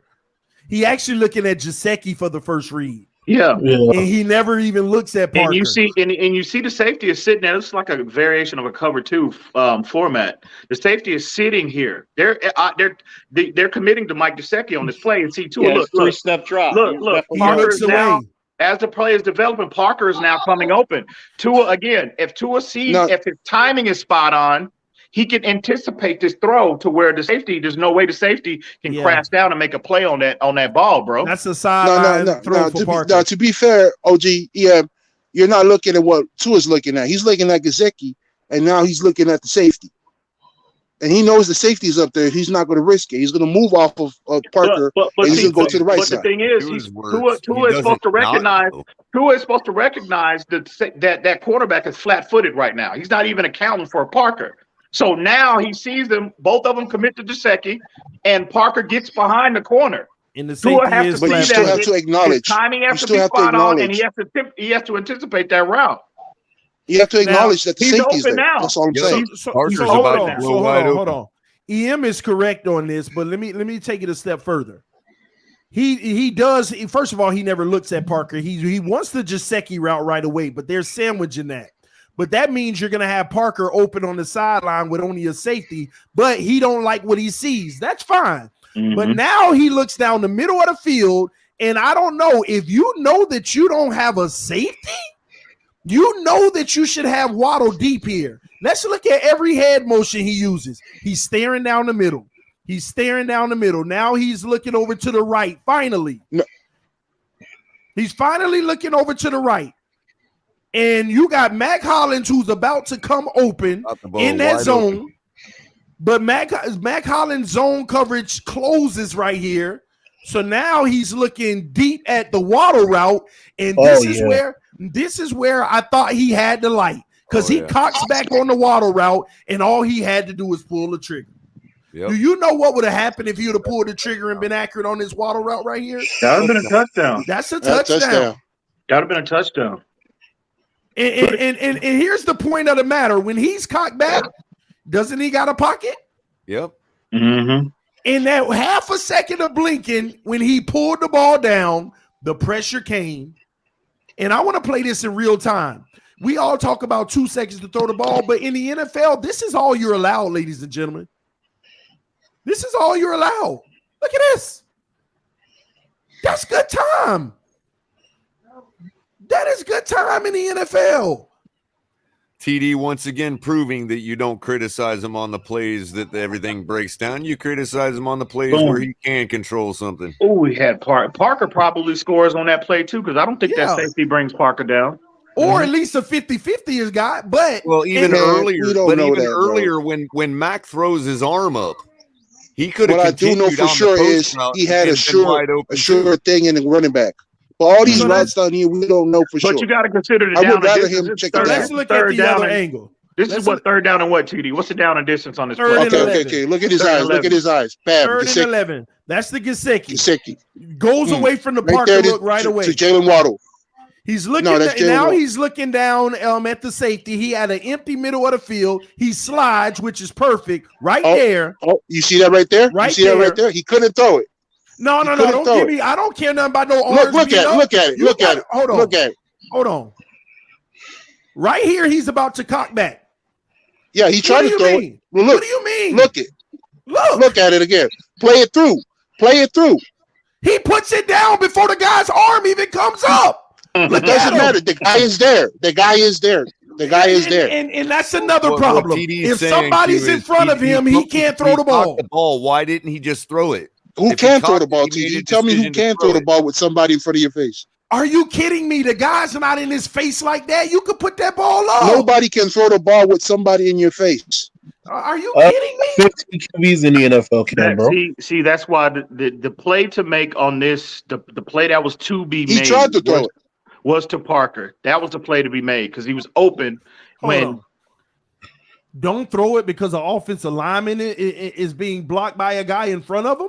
Where did this come from? TD, look at it again, bro. You gotta address the D line, bro. What you want me to look at? He poses a threat of batting down the ball. And he moved off of it. Hold on, you still got to take the shot. What are you talking about? What about and if you take it and it gets bat down or it gets batted up and somebody intercepts? Oh my gosh! Now y'all making excuses, man. You got to let. No. That's not excuses. We're seeing it. We're seeing it right here. What are you got an offensive lineman in your face. That is a defensive line in your face. You got to rewind it again. You got a He defensive gets the ball lineman. lifted with How far are cockback. you? He's already made the decision to throw. Why did he that stop? right here is when he should have made a decision because there And was which is true. nobody. Yeah, in right his there. view. There was Right there, nobody. Okay, but he didn't. And now But there you was want me nothing there. And now you want me to care that a guy is in front of him? You should. You should. Right How do there, you keep right it there. objective, bro? Why did he decide against throwing right there? He made the decision to throw right here. Why did he stop? Guy's hands aren't even up. Are you not looking at what I'm looking at, bro? It doesn't matter if his hands is not. He's there. If you throw it, you know they're gonna put their hands You up, mean bro. to tell me if a D lineman is in front of you, you can't Watch throw the ball? Watch when he tries. That's why he pulls it back. That's why he pulls it back. Hand with the ball. Hold on, Man, you know well and good you cannot throw that fast, bro. Look, he already pulling the ball back. Now the hands go up. Now that D lineman's 2 yards off of him. And yeah, I mean, there's quarterbacks. Hold on. Let's get something straight Come here. on. There's quarterbacks that make. Hold on, excuse me. There's quarterbacks that make that throw while being. Hey, you talking about 6'5"? You talking about 6'4"? Hey, let me ask y'all a question real quick. What's wrong with backing up and peeling out of the pocket right there? Let me the referee because he's already made his drop. He's already made his drop. Let me correct something real quick for y'all inaccurate estimators. Where is number 98 right now? Is he at the 42-yard line? Yeah, he's 4 feet from him. Is he at the 42-yard line? He's at the. Is there another angle? Go back to the other angle.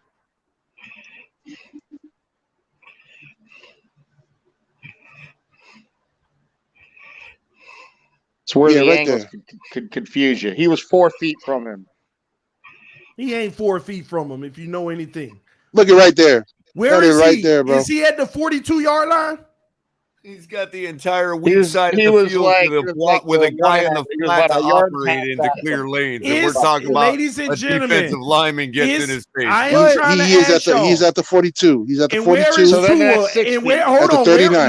No. Where is 39. Tua at the 39? 39. That is 3 yards. Do you know how many feet 3 yards is? Yeah, that's 9 feet. 9 freaking feet. Y'all may not see it on film. What are we debating here? He talk about he's 4 feet in front of him. The man is 9 feet. See, y'all, when y'all look at film, you got to understand 1 yard is 3 feet. I understand 1 yard is 3 feet. But when you make 9-foot difference. This TD, when you're making that throw, you're making it from, especially from Tua's angle, you're making it from a disadvantage of height. Also, he has to zoom it in, he has to zip it in. So that's not an arch. You could throw that as far in the air as you want. Look at Waddle, wide open in the middle of the field. He's also got the running back in the flat for an easy first down. Hold on, you don't think this is wide open for Waddle? You don't think this is wide open, but the play is already dead. No. When the ball is supposed to leave, is when it's supposed to be thrown. The ball is supposed to be gone right here. Gone. No, the ball should have been thrown to Parker on this play. That's the play. Well, we know that. We know that, but all we could do is go off of what he was trying to do. We know he should have probably made a throw to Parker, but he wasn't trying to. So this is what he was looking at. I just don't know how any NFL player in the league doesn't make that throw right there. Here you go, Color. I'm just saying EM, but isn't that the difference between the I would agree. quarterbacks? I would agree. I got a quick question for Color. So illustrations like this is the reason why you don't think Tua belongs in the league, Color? I'm trolling right now. I'm trolling. I told you, you know as well as I do. I retract. I'm trolling, Color. I'm trolling. I know. I'm trolling back. But that again, timing. Tua has to see Tua's timing. His internal clock, his processing needs to be sped up.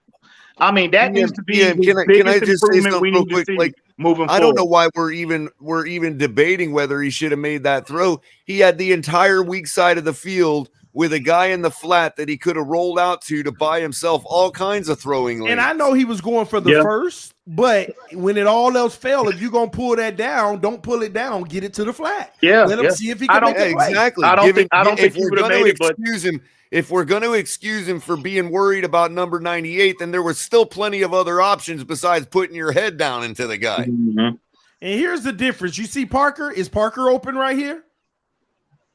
Oh, yeah.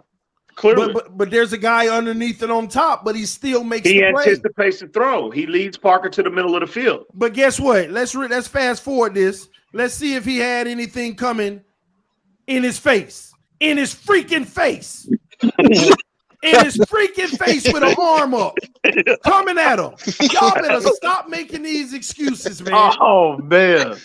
TD is turned No, up TD, not TD. By the way, go to the other angle. Go to the other angle. Go to the other angle, TD. Go to the other angle, TD. Go to the other angle, TD. Terrible mechanics on that. Go to the other angle, TD. I am, bro. Yeah, that's the thing I want to see is have better. Play it out. Play it out. What, you want me to do the line? Either. Oh, this ain't it. Man, he far away, bro. That's a screen right there. That's a different play. That's a different That's play. a screen right there. Don't get excited. Don't get excited.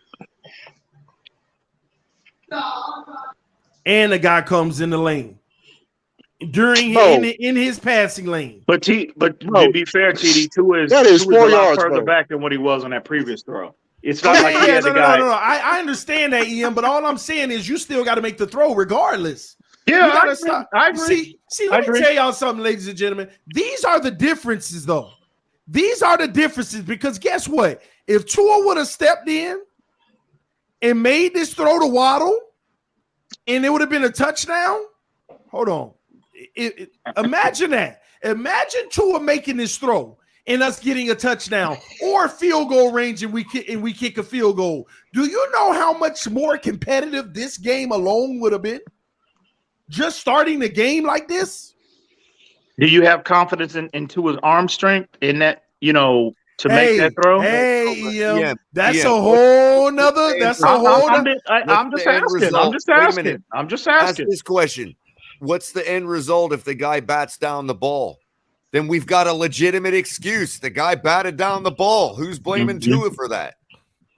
I don't know. Ian bringing up the arm strength in the game. I'm just asking a question. That's all I'm doing. I'm just saying he made the decision to throw. That's why his arm was cocked back. He should have just thrown it. He's backpedaling. He's not fully set. He's not completely set. This would have took a 30. This would have took a 30-yard throw by him to put it on the 30-yard line. But here's the problem. He's not set though. I'm glad you brought that up, Ian, because ladies and gentlemen, can Tua throw 30 yards? Yes, he can. But here's the difference. Right here on this play, you have to get it there. And you don't want to let it take his precious time for the safety. Because the safeties would have had if Tua doesn't throw it on a dot or a rope, the safeties have time to crash on that play. And this is why people say he doesn't have arm strength. But I'm willing to give Tua a pass in terms of making that throw on this play. He's not completely. I would argue. He's back. I would argue that. So can Tua make this throw when his mechanics are correct and he's fully set? Yeah. Absolutely. Yeah. But he don't have the arm to get the ball out there when he's not set. Without being set. No, absolutely. I want to make the argument. I want to make the argument on distance. What arm strength really is. This is the limitation issue. He doesn't have arm strength. You just vindicated every one of them. Yes. I want to make the argument that on distance, it's actually 2 yards. What's 2 yards? Where Tua was 2 yards. What do you mean? That's 2 yards, bro. 42 to the 43. 42 to the 41, 41 to the 40. That's 2 yards. You see, Gio says, see, this is my issue. We do not show the same energy we showed on a good throw and didn't harp on it. Harp on it like the last two. I actually do, because that touchdown pass to Devontae Parker against the Jets was a terrible thrown ball. And a Pro Bowl safety would have intercepted that ball and taken it back the other way. But the beautiful pass, everybody agreed on. I don't get why. Not really, say TD, that. because look at his mechanics on that throw that you showed a minute ago. You mean on which throw? Which one? On the really good looking throw across the middle. Rewind that, TD. To Gesicki? No, to Parker. I think he's talking about Parker. Yeah. Now watch Tua through the whole throw, all the way through the follow through at the end of the throw. It's terrible. Yeah, that ain't good mechanics. That's Yeah, terrible. he wasn't set on that one. That's That's, every- again, that's again, every- that's what a 15-yard window as opposed to a 31. That's every throw from Tua though. That's how he looks. That's what he does. That's why he loses control when he tries to throw deep. He didn't need to do that. Well, that was a good throw, though.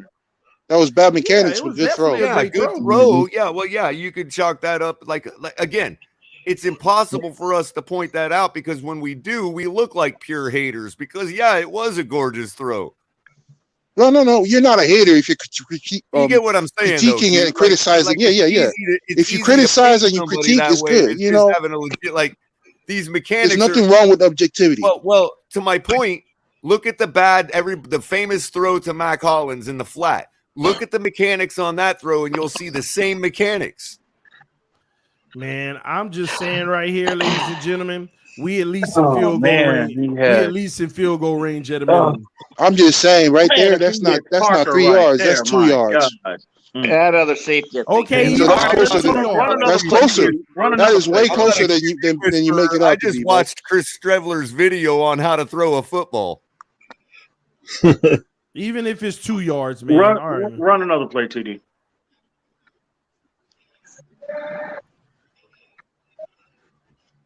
Oh, I hate whenever they do him. Like, oh my gosh. So I hate whenever they have plays where he got to roll out unorthodox like this. Look at this. It's like he got to turn his whole body around 360. And then he got to come all the way back around so that he can position for the left. See, no. I want you to think about this. They need to flip this play for his benefit because a right-handed quarterback doesn't have to make the extra turn. Think about it. Look. I'm just imagining Gotsi and who was the other OC? Who was the other OC? In fairness, I just imagine one of the Gotsi hype videos that we all agree are hype videos, yes, but they still do show us something. And in fairness, that particular throw right there, he at least demonstrated in some of those training videos that his rib cage and hips are able to make that motion now, without any pain. Like the guy I saw throwing those balls wasn't in any pain anymore. Run the play, TD. So Can you run that? we'll see what happens on the field with that. I want y'all to really look at how he had to turn around extra just to get back. Yeah, I was about to say. Well, yeah, I was imagining. I'd imagine he's still feeling rib pain right there.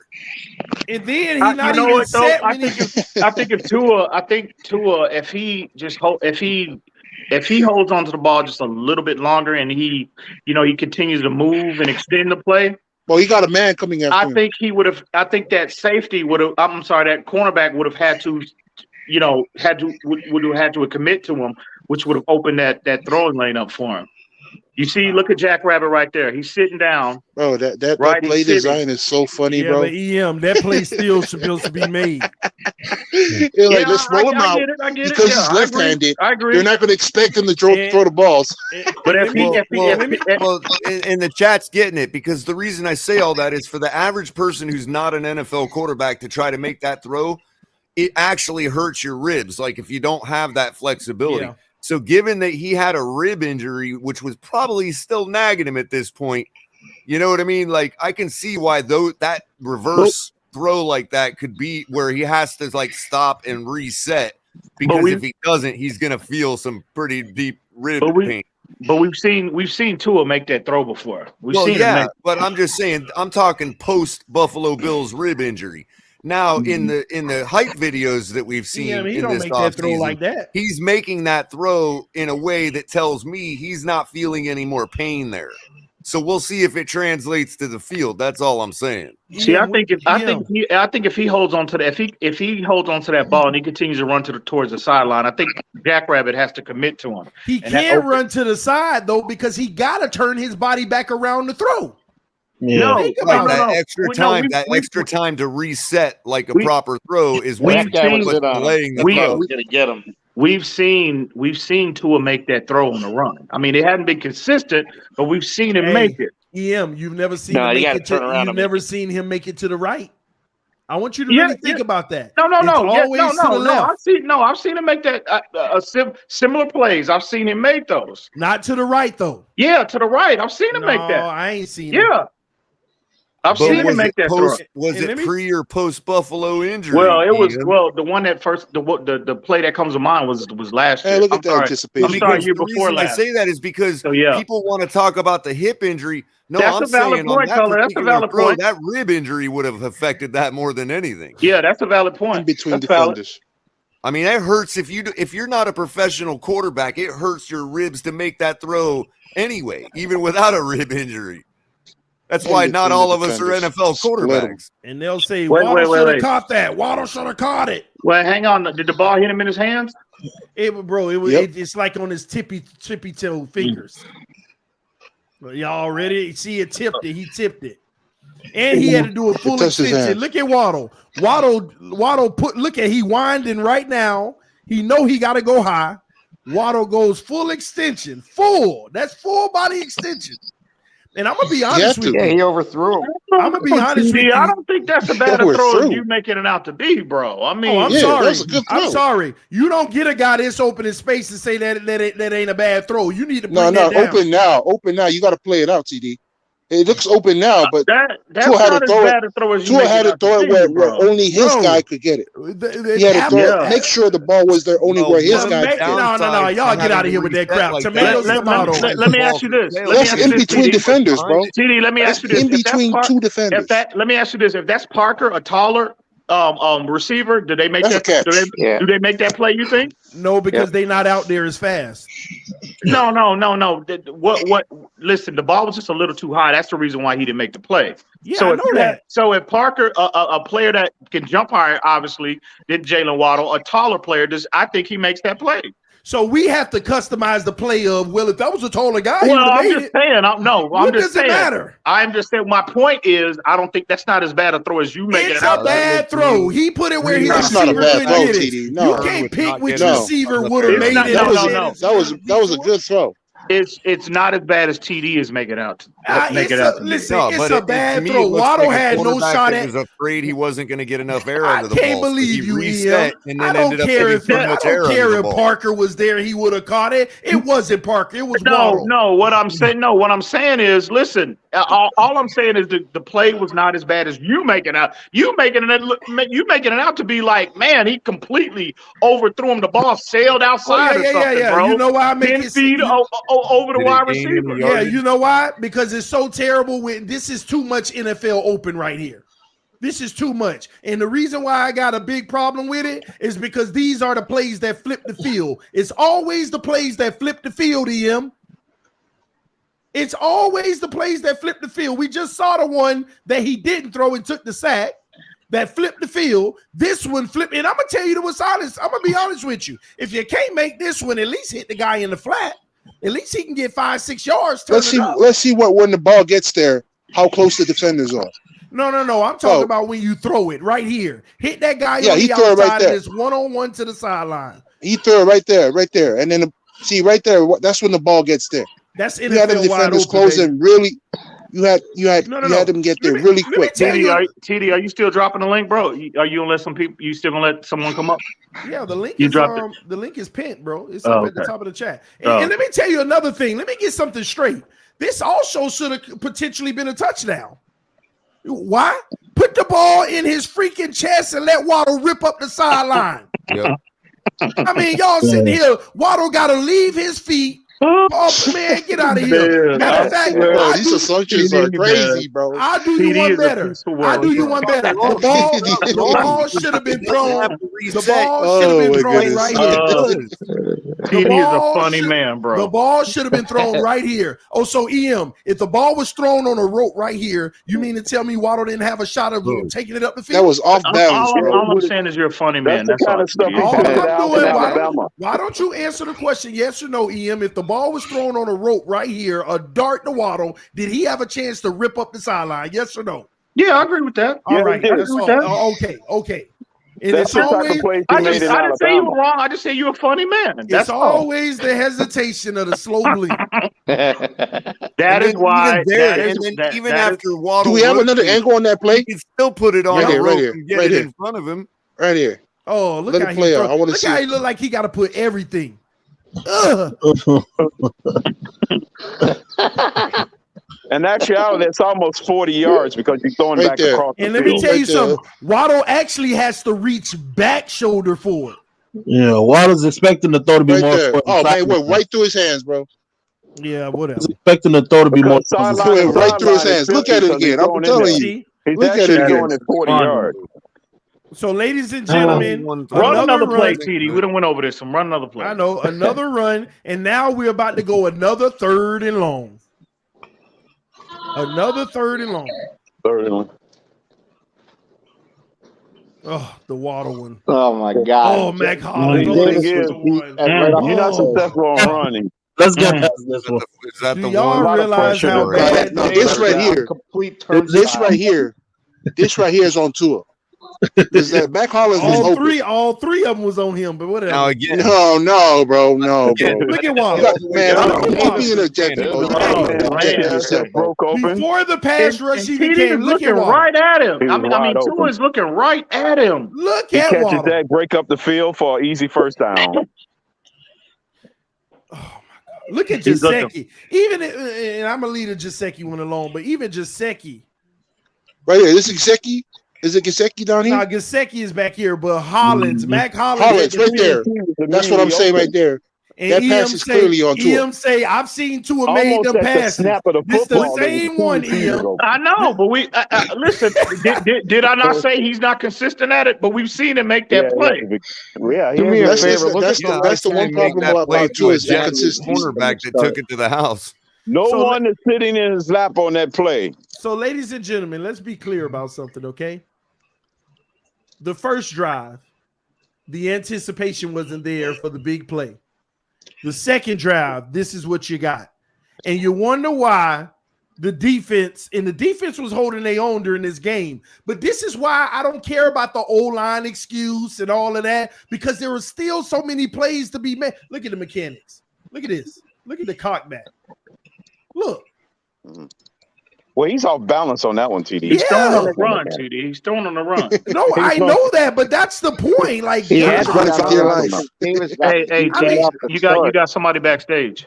Yeah, he's off balance. Well, I got a lot of people backstage. Was it somebody specific? Hey, question for you, TD, and for the panel. That's an off-platform throw. Yeah, but my thing, I'll do you one better. I'll do you one better. Maybe he should just run, but you can't run when you got a guy that wide open. Yeah, I'm putting this on Tua. This particular play right here. And I'm not. I agree. So if you can run that back real quick for me, if you can run that back for me, TD, real quick. I want to say something specific. So on this set. So go ahead. Yeah. Throw it back. Go ahead. And I'll tell you real quick. Right here. Stop. Can you pause it? Okay. And if you see that, and I love it, that was fucking excellent pausing. So here's my thing. Jump man. When you have off platform throws, this is a prime example with Tua, where if you see and you notice, and a lot of people want to argue me, I'm professional, know what the fuck I'm talking about. When you look at, it's not necessarily, yes, he doesn't have his feet set, which obviously that's basics. The issue here is if you see when you have at this exact moment, he has a slightly higher left fucking shoulder elevation than he does right shoulder elevation. And if you play it now, if you can play it now, as you see the trajectory of the ball based on his arm elevation of his front to left, why does it drop short? And the reason why it drops short is because of the arm angle of the front of his throwing arm versus the angle of his base arm. And obviously, yes, he didn't have his base set. So that's an argument to be made, and I agree with you. However, because of the pressure, because of the that is 4 guys that I can count that are next to him or even in his vicinity, he doesn't feel comfortable. And so based on his offensive line protection, him having to run out and throw that ball, there are so many ambiguous issues in that throw and that play itself. Because as we see, right there, and I agree. I love that too. So you got a free runner. You've got a free runner. You've got a free runner. Look at him. Look at the whoever it is that's right there, and I can't see who it is. But that guy in the middle, who is absolutely extending, throwing himself out. He knows he's not even going to touch that guy. And at that moment, Tua knows he's got to roll out. Period. Man, you got to hit Waddle and take one for the team. That's the Davis thing was Tua a won't do turnstile, too, on is be a big boy and take one for the team. Well, if you want to say that,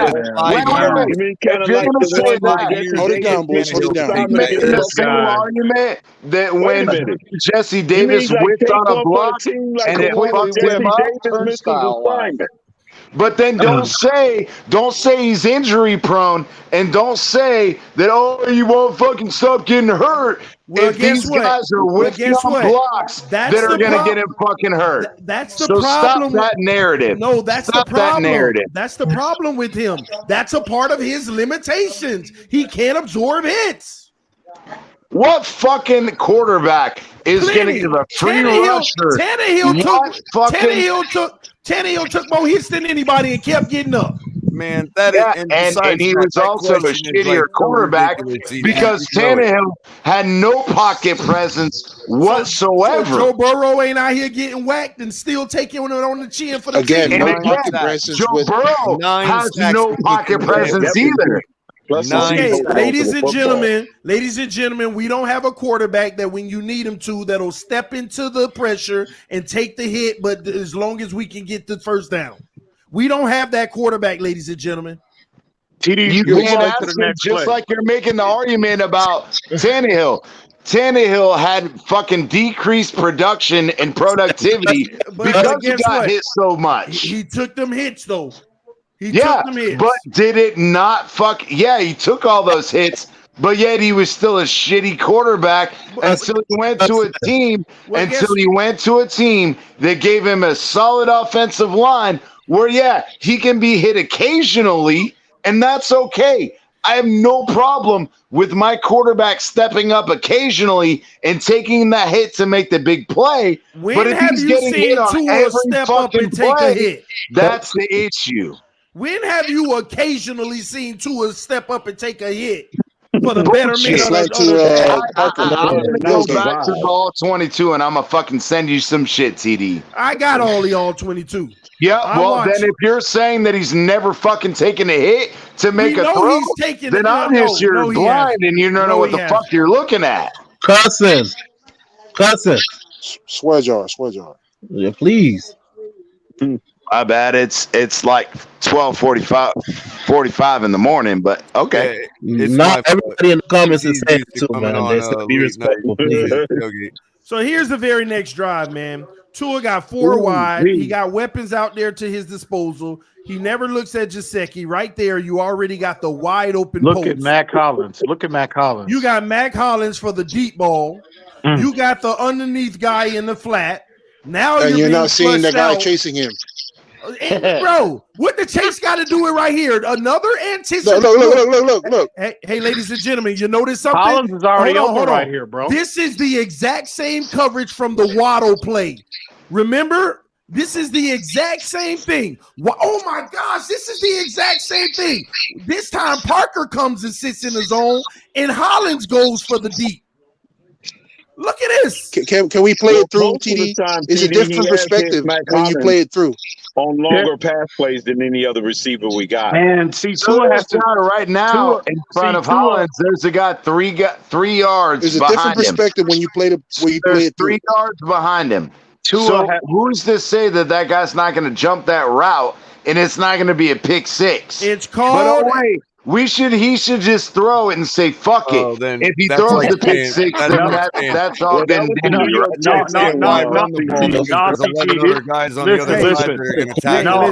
Listen. I'm talking. Can you just play the whole play through so we can see how it develops? Please? Can we please have one? Can we get some order here for real? Y'all do me killing a favor, everybody in the chat. Y'all do me a favor. Stop where it's cursing, man. paused. I'm saying where it's paused. At the guy at the bottom of the screen. I don't know who it is because I can't see that shit. It's not Mike zoomed in. Gesicki. Hey, bro, can you calm down on the cursing, bro? Yeah, I did. My bad. Go ahead. What were you saying about Gesicki? No, I was saying I don't know who it is at the being wide bottom of the open? screen. That's Gesicki. Yeah, wide open. What is it? That 24, 25 now. Okay. Well, if you run it back, he's not when he's looking at him. And now he's at the situation where he's throwing it out there prior to him looking at the right side of the field. If you're going to make that argument of the way right and left is for him, he looked at the right side of the field. And that's where I think that it's a play calling issue. So if you could run it back to the beginning of the play, the short side of the field is the right side. So right there, you know that it's so you got 1, 2, 3 guys on one side of the field, and you've got one guy on the other. The coaching mechanism is look at the side of the field that has 3 options first. So the guy that's at the bottom of the screen is his second read. That's if everything screws up on the right side, you got to have you look to the outlet on the left side because there's one guy going out one way and 3 guys going out the other. The coaching mechanism is not look at the side who has the most guys. The coaching mechanism is look at the side where the defense is less prevalent if you have a more guys. On the right side with the 3 guys, you got 5 defenders. On the left side with the 2 guys, you got 2 defenders. Which one you want to go up against, 2 versus 2 or 3 versus 5? But again, if you go back, it's not that. It's a post-snap adjustment. Okay. Which again, I'm not making the argument because if you look at it, so there is 1, 2, 3 guys on the right side. There is a cornerback. You can go back, but whatever, it doesn't matter. So pre-snap, there's 3 guys on 3 wide receivers. On the right side, there's fucking 1 wide receiver and 1 guy inside versus 2 on the other side. But you're forgetting about the other tight end releasing. But that release, if you bring it back, color though, no, if he brings it back, that release, it's a false block by the tight end, and then Tua knew it was going to happen. He knows the play, and I agree with you there.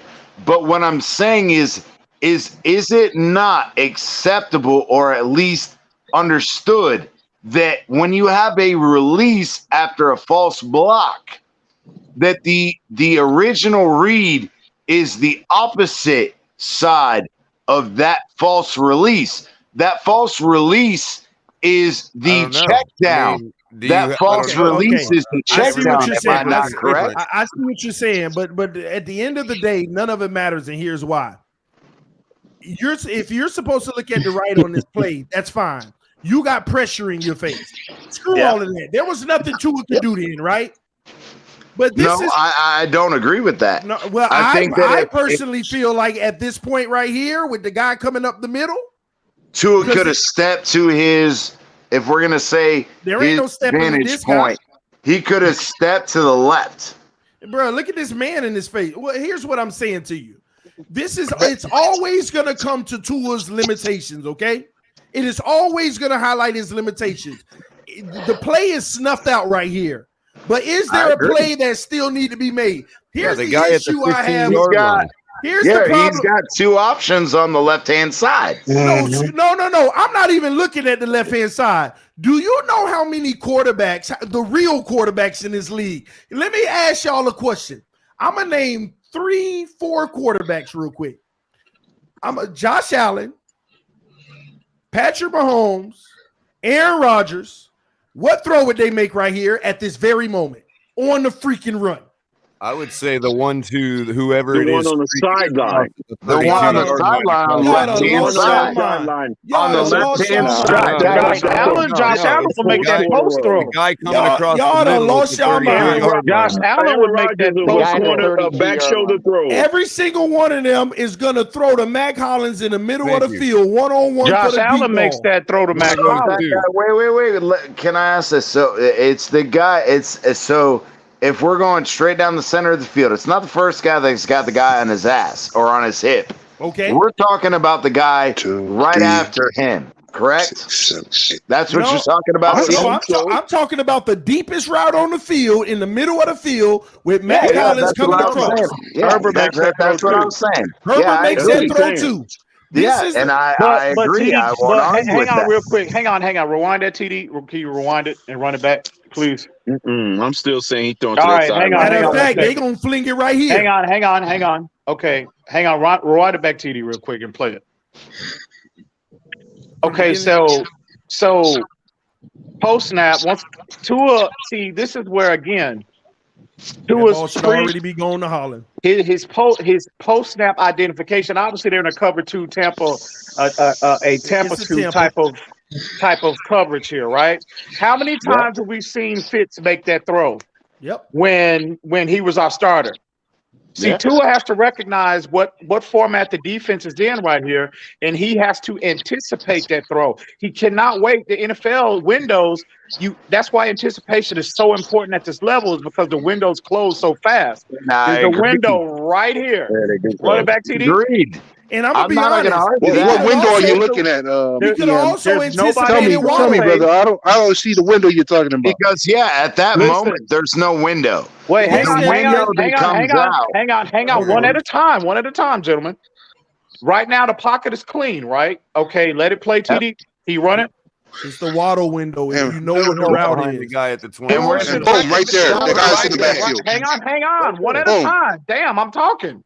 Hey, right here. The pocket is pristine at this point.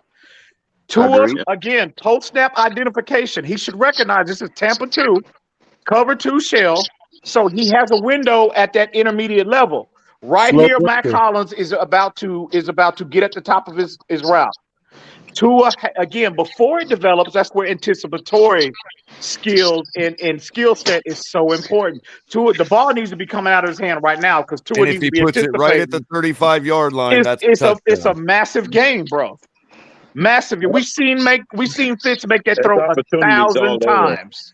Now it must be nice to have a pause button so you can pause, in between games just to look for win. No. And play it in real time. You'll see how fast that pocket collapsed. Man, listen, there ain't no pause. Play it in real time. You'll see how fast that pocket collapsed. Hold on. It doesn't matter. The ball has to be gone right here. You got to know this guy. The defender is flat-footed. You got to know what window are you seeing? Bro, if you know the routes, right now, if you know the route and you see Mac Hollins in full stride and the guy that's defending him is flat-footed, you're basically how are you sure that is going to pan out the way you're anticipating it to be? Hold on, let me answer his question. Because there should be indications to give that Tua. That's the go ahead throw right there. But right now, Tua's not seeing that. Let me give you the indication. Hold on. Let me give you the indication about because he's looking right. Oh my gosh. Let me speak, man. Oh let me give you the indication where you'll know. If Mac Hollins is running full speed, he's the furthest receiver over the 20. Do y'all see Mac Hollins? Yeah, the bottom defender. Hold on. I'm asking a question. Man, you talk too much. He's at the 24-yard line. Listen. If Mac Hollins is running full speed and the defender that's on him is flat-footed, there ain't no way that the defender can beat him to the 35-yard line. But now all defenders are flat-footed, TD. You got one down in the middle. You got one up top too. Bro, look at the play. Except that guy. It's that Tampa. guy doesn't have any help behind him. The reason why he's flat-footed is it's Tampa. That's his level. Mac Hollins. Okay, you're talking about the safety. You're talking about the safety. But look at the linebacker following through right here. Look at the other the corner outside falling up too. Right on. So you're not sure. No, you're not bro, sure. That's why Tua didn't make that throw. Bro, if you put the let me ask you a question. If you put the ball on the 40-yard line, the man got about. Let me ask you. Okay, right here, T. Right here, brother. Look. Now, if Tua sees this, that is a good indication why you got the guy on the outside. You have him on the outside. In the NFL, that's already late, Q. Oh my Jesus. No, you got the guy on the outside. So what the receiver does is come back in, right? To what you call it? To adjust his route. Ladies and gentlemen, let me be clear with y'all. Mac Hollins right here. If you put that ball, literally lead him forward, there is nothing the outside safety nor the inside linebacker that's bailing and Tampa 2 can do about it. It's just like a seam. That is just like a seam. Look at it. You put that ball right in the middle, neither of those guys can do anything. Yeah, the Hollins linebacker is actually leverage. stopping as Hollins passes by him. Watch the linebacker. That's why he's flat-footed. You got to see he's flat-footed. He's not leaving that level. Otherwise, he would already be turning around the bell with Hollins. Yeah. And even if you know the throw I think he should have made. I think he should have made the throw at the top of the route. Because you have the top defender looking in, you have the defender looking in as well. You have that corner looking in. The truth of the matter is, you're right. There's a case for that. He should have hit his first read, which was Waddle. He should have threw it right here, and Waddle would have turned around and caught it in the triple. Yeah, Waddle should have cut back down. No, that's what Waddle does. He would have sat there and caught it in the zone. He would anticipate it. But again, the big boy throw in the NFL is what we're talking about. Y'all keep on ignoring them because Tua never makes them. But when you see him make one of them, you're going to see a beautiful pass. You're going to be like, dang, I'm telling you, these are the throws. These are the throws right here. Right here. If you put that ball up for Holland, and Holland catches it, and he's tackled at the 40, Holland would be tackled right here if he got that ball. Y'all would be like, man, that's an entirely different case. But let's not dismiss that there was pressure coming in the middle. You know what? That's the right there. sad part about it. We eliminate anticipation throws when it comes to Tua. We totally discount them. We say, well, we don't know that. He's an anticipatory thrower. TD. No, he's not. No, that's been that's not true. Yo, no, that's not true. Go back and watch Alabama games. No. He throws. We're not in Alabama anymore. We're not in Alabama anymore. We're at the NFL. But he can. That's what I'm saying. EM. He can make those throws. But he hasn't been just because he hasn't done it in the NFL. Right here, Josh Allen would still make that throw to the post. Oh hell yeah! Come on, man. Some of y'all got to keep it real, man. No, I'm blaming Tua for things. It's on Tua. And ladies and gentlemen, I'm not gonna. But you got to look at the bigger picture, my friend. Another punt. And this is what I was talking about. It's plays to be made, but it's another punt. What quarter was that? This is probably right before the end of the first quarter. 3 punts though, and all 3 of them were plays to be made. Let's understand this. Can you bring up our first drive out of the half after halftime? I'm just curious. That's key. That's the drive of the game. Sight unseen. First drive after halftime. Start of the third quarter. That was the crucial point of the game. Well, it was basically lost. Because it was only where a I think it's not so much that crypto is this. I'm trying to watch some defense. The way our defense is. I'm gonna be honest. I wouldn't be able to know our games are won. I wouldn't be able to know where it is, bro. This thing don't say, "Hey, it's halftime." I got you. Yeah, coming out of halftime where we was only within one score. When we go 3 and out after the half, right there, our defense it rips the heart right out of their chest. I'm sorry to tell you, ladies and gentlemen. Yeah, let's make the same case for Tannehill. For who? For Tannehill? For Tannehill. Yeah. I don't make a case for Tannehill. What case? What do you mean? What case? He'll never win a Super Bowl either. No. Make a case against Tannehill the same way you guys made a case against Tua. In what regard? What do you mean? What do you mean? You have to go to the playoff game for him. 8 years late. He was You on the don't even Dolphins. want We me to made pull up cases some of for the him. throws he made against Cincinnati I for think he's touchdowns. talking about That's my critiquing his point, play. bro. Ooh, it's a beautiful pocket. He definitely probably finna do something nice on this. Never mind. Never mind. Yeah, Oh, man. TD. Man, I know Tua. If he ever see you in person, TD, he, bro, you better be ready to throw them hands. I know TD. I know Why? Tua somewhere punching air right now, bro. Nah, Why would I? nah. It'll probably Why go would something I? along the lines of, "Hey, what's up, bro? You hungry? That man, Come here and get that man, some Kahlua stay on pig and get Tua, some bro. taro and Why would I? get Why would the I need to be ready? That man, stay on Tua. Oh my God! Tannehill He literally gets what- used. Oh TD my Tua's got your God! number, Look man. at this! Oh, oh my God! That's when my son started cracking up And, laughing. and TD say And he he went don't to hate his Tua, room. bro. TD Hey. say it's not personal with Tua. Hey, Yeah, no, yeah, yeah. No. The two in there say he lost the ball on purpose because it would have been a pick six. They own to something. Because if he would have threw this ball, what would happen? What would have happened? Oh man. Oh. TD. What would have happened? TD, Well, we literally. don't. Well, I think Parker. I think if he threw it to Parker, he had a chance to make that play. But if he threw to Waddle, if he throwing a Waddle right there, there's a good chance that ball gets picked off. I can tell you exactly why that happened. For the same reason he didn't throw that other play, because he decides to throw and then decides not to, and he got burned right there with a wet, slippery football.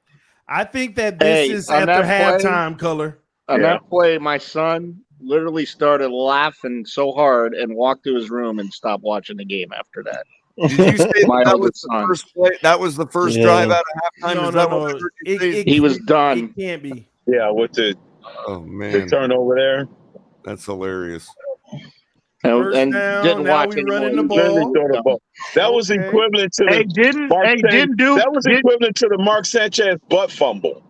And three of his friends was at that game. It was that was the road game. They went to. Three of his Didn't friends were Duke there. Johnson get signed? Didn't Duke Johnson get signed by Buffalo? Yeah, I think so. Yeah, they got Duke Johnson. Yeah, what would he? Oh, they got him too. I thought they drafted the running back. What's his name? Brees Hall, I think.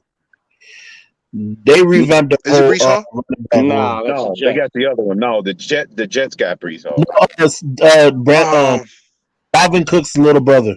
They got Cook. Yeah. James Cook. Yeah. James Cook. They revamped the room. It's gonna be a problem. Because I do not want to tackle Duke Johnson in Buffalo winters. No, man. Doesn't sound fun.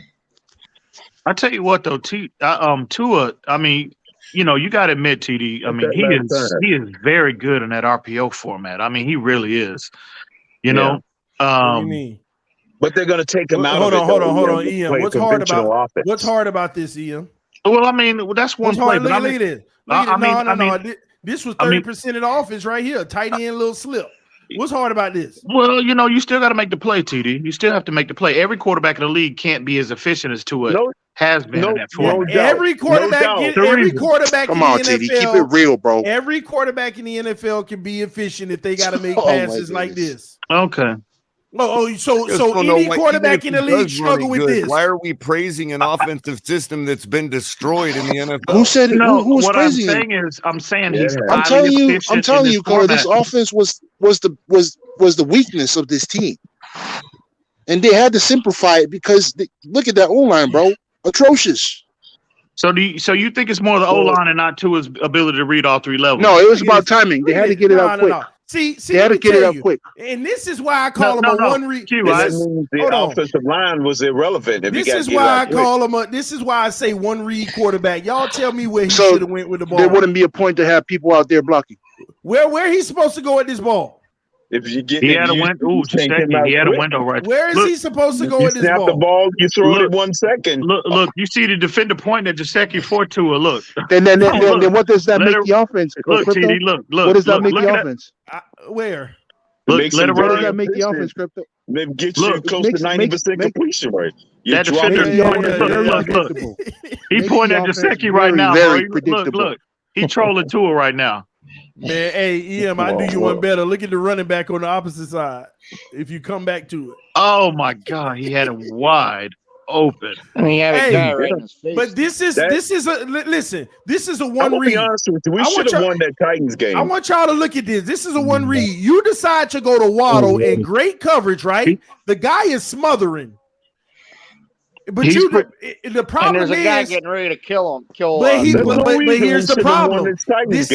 Waddle is the only guy Tua looks at. He looks at him before he even comes out of his break. But look at Gesicki. Right here, if you know anticipation, you will know Gesicki is about to break free if you know the routes. Really, no, the flat is where he should have went because there was literally nobody. Jackrabbit had clearly turned away from the running back. Yeah, he is wide. But EM, open. he's not nobody gonna, over there. He's not gonna see that. He already got right his there. At the top of the, right Let there me on tell the you top. something. Play going that over the top. Let me tell y'all something. Tua's mind is made up right here. Yeah. His mind is already. Yeah, look at it. When he looked to the left, He's clearly his mind is already made up. He clearly predetermines his reads. He does do that. That's a fact. Yeah, but in that sense, that's the offense. No. That's no, him. not right there. Is not this play. This is not. No, this is a I'm talking progression. about predetermining where you're going with the ball is by definition the offense. Well, that's And no, another that's him. complete whip. That's his decision making in the Tackle. offense. Right. That's not his the play decision design. making. That ain't the play design. Was that Crypto? Yeah. No, that's not the play design, Crypto. That's his decision making on this particular play. Well, yeah, I agree with that too. But a lot of people putting it out there in the atmosphere that just because he's doing that, that's by the design because they tailored the offense because of it. No, he's still got decisions to be made out there. Yeah, Because that's what true, because too. what That's you gonna do also if true. what you gonna do if that corner drop down and take Waddle away and you got a wide open Parker? You gonna still throw it to Waddle? It's the same. Not when you're being limited, You make TD. the change on the fly. And that's what I wanted to address, TD. You said you talk about his limitations, but what are his limitations? Please clarify, elaborate. We keep showing him he can't read the three levels of the field. He goes to his first. You cut off. Or was he limited because there's a guy coming because right not him, but because he was limited. Look at just because never even look. Oh my Jesus! He had no, dude. Look at Jackrabbit is the closest defender, and he's got his back turned to the running back. Look, he's coming out the flat. Jackrabbit's not even looking at him. Jackrabbit. He would have turned to try to He throw ain't it. even He would've got looking at killed him. by that guy rushing in. Yeah, look at 88.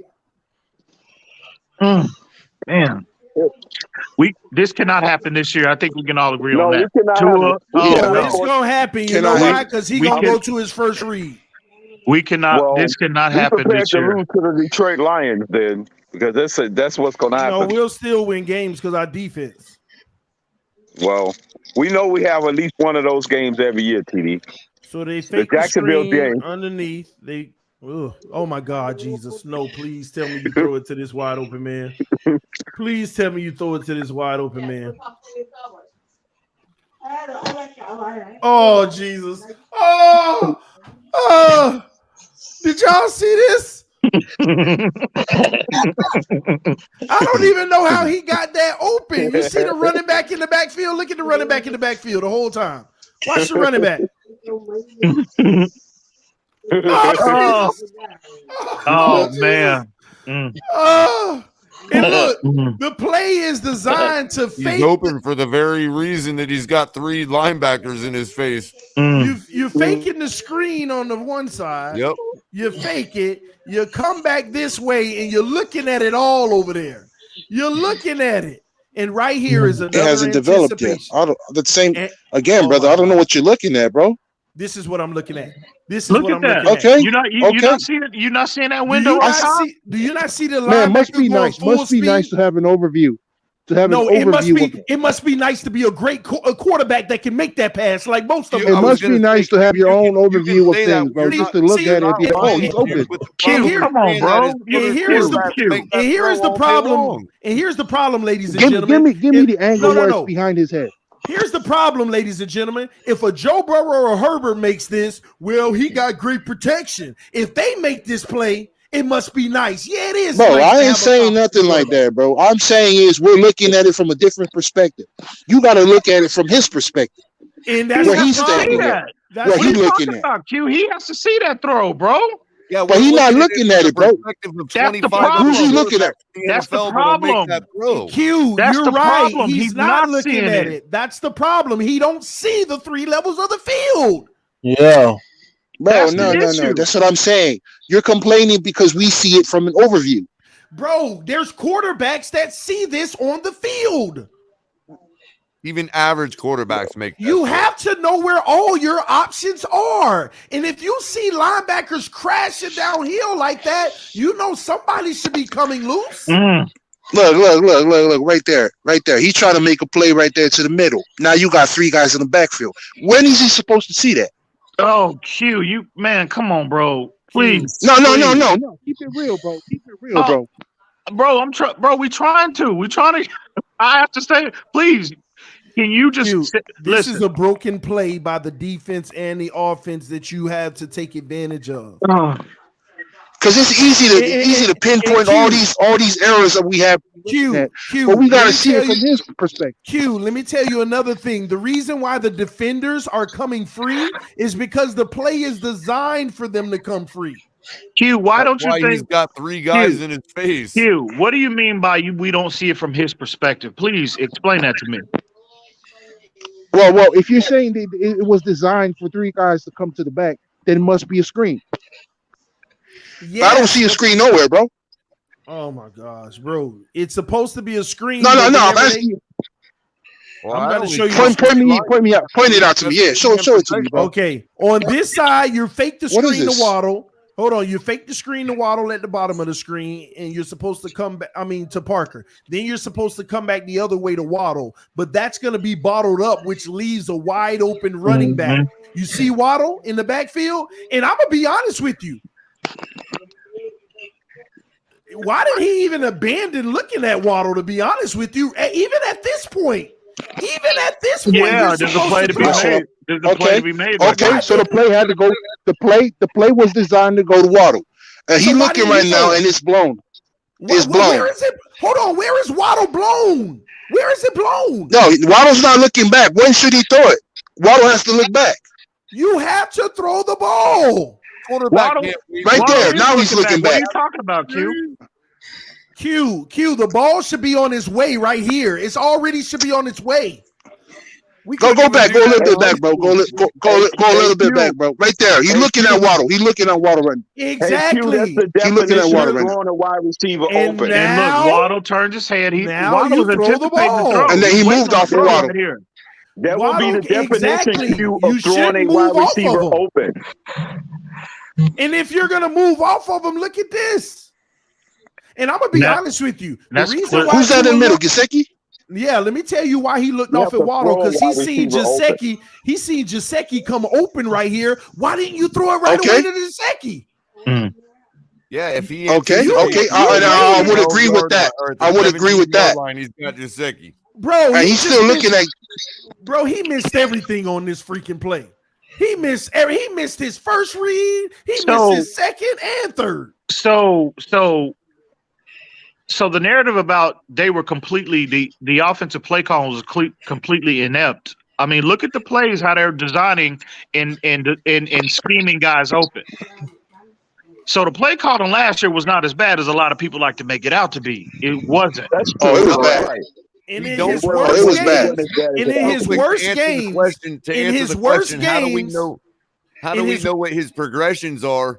We don't, but we do know that the dirt is not one of them.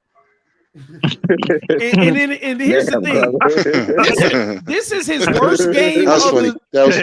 This is his worst game of the season, ladies and gentlemen. In all 5 drives, there was a play to be made. All 5 drives, we missing out on a play. Damn, Color, you had to take it to that level, huh? Color ain't right for that. I know, right? Damn.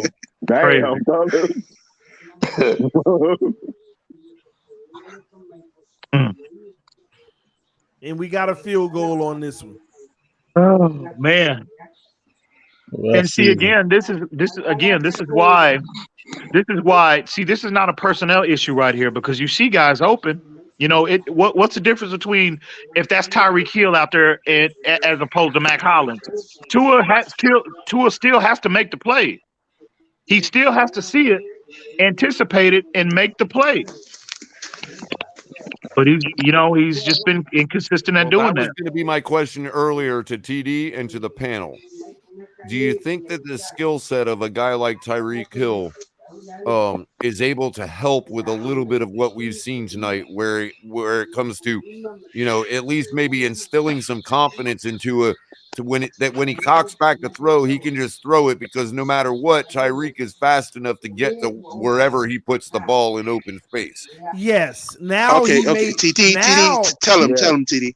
Now this year with Tyreek, you seen them passes I showed you where it looks like no one is open, but if you put the ball out, it's going to be open. Now he may have the full confidence to just let it fly anyway, because Tyreek he know is going to get to a spot. Well, he had Waddle all last year. Well, that's true too. So I mean, he just slightly faster than what Waddle is. Right. So it's not a speed. It's not a speed issue. Tonight, what I've seen a lot Hey, that's still up for debate, OG. They still got a race. It's not a speed issue. It's not a separation issue. It's a decision-making issue. Yeah. Right. But that could be affected by lack of confidence, is all I'm saying. Because what I'm seeing here a lot tonight is lack of confidence. Yeah. But is it really confidence? I think it's all of the above. It's all of the above. I'm not saying that that's coming from the bad offensive line. I'm just saying for whatever reason. Yeah. I hear you. I just think not to. There's a reason he's deciding not to throw.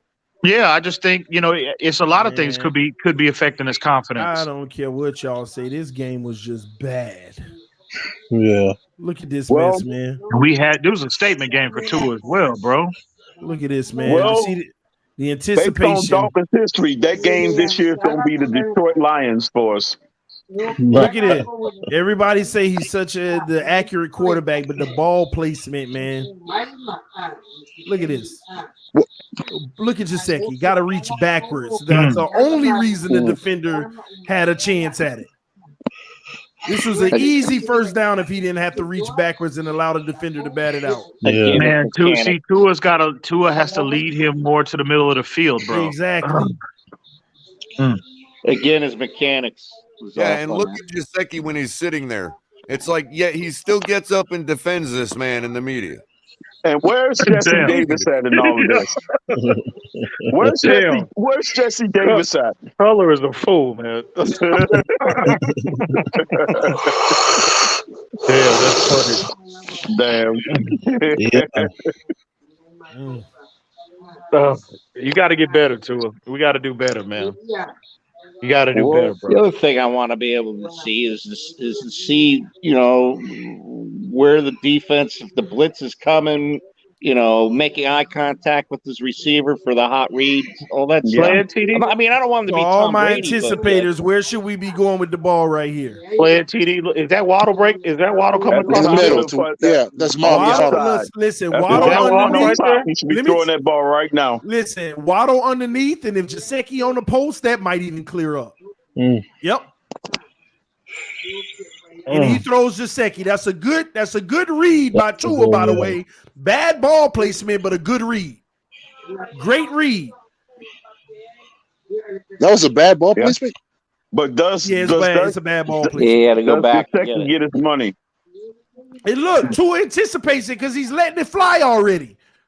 You see why it's a bad ball placement? If you lay that out to the sideline, he might even be right. He might be riding up the sideline if it's not.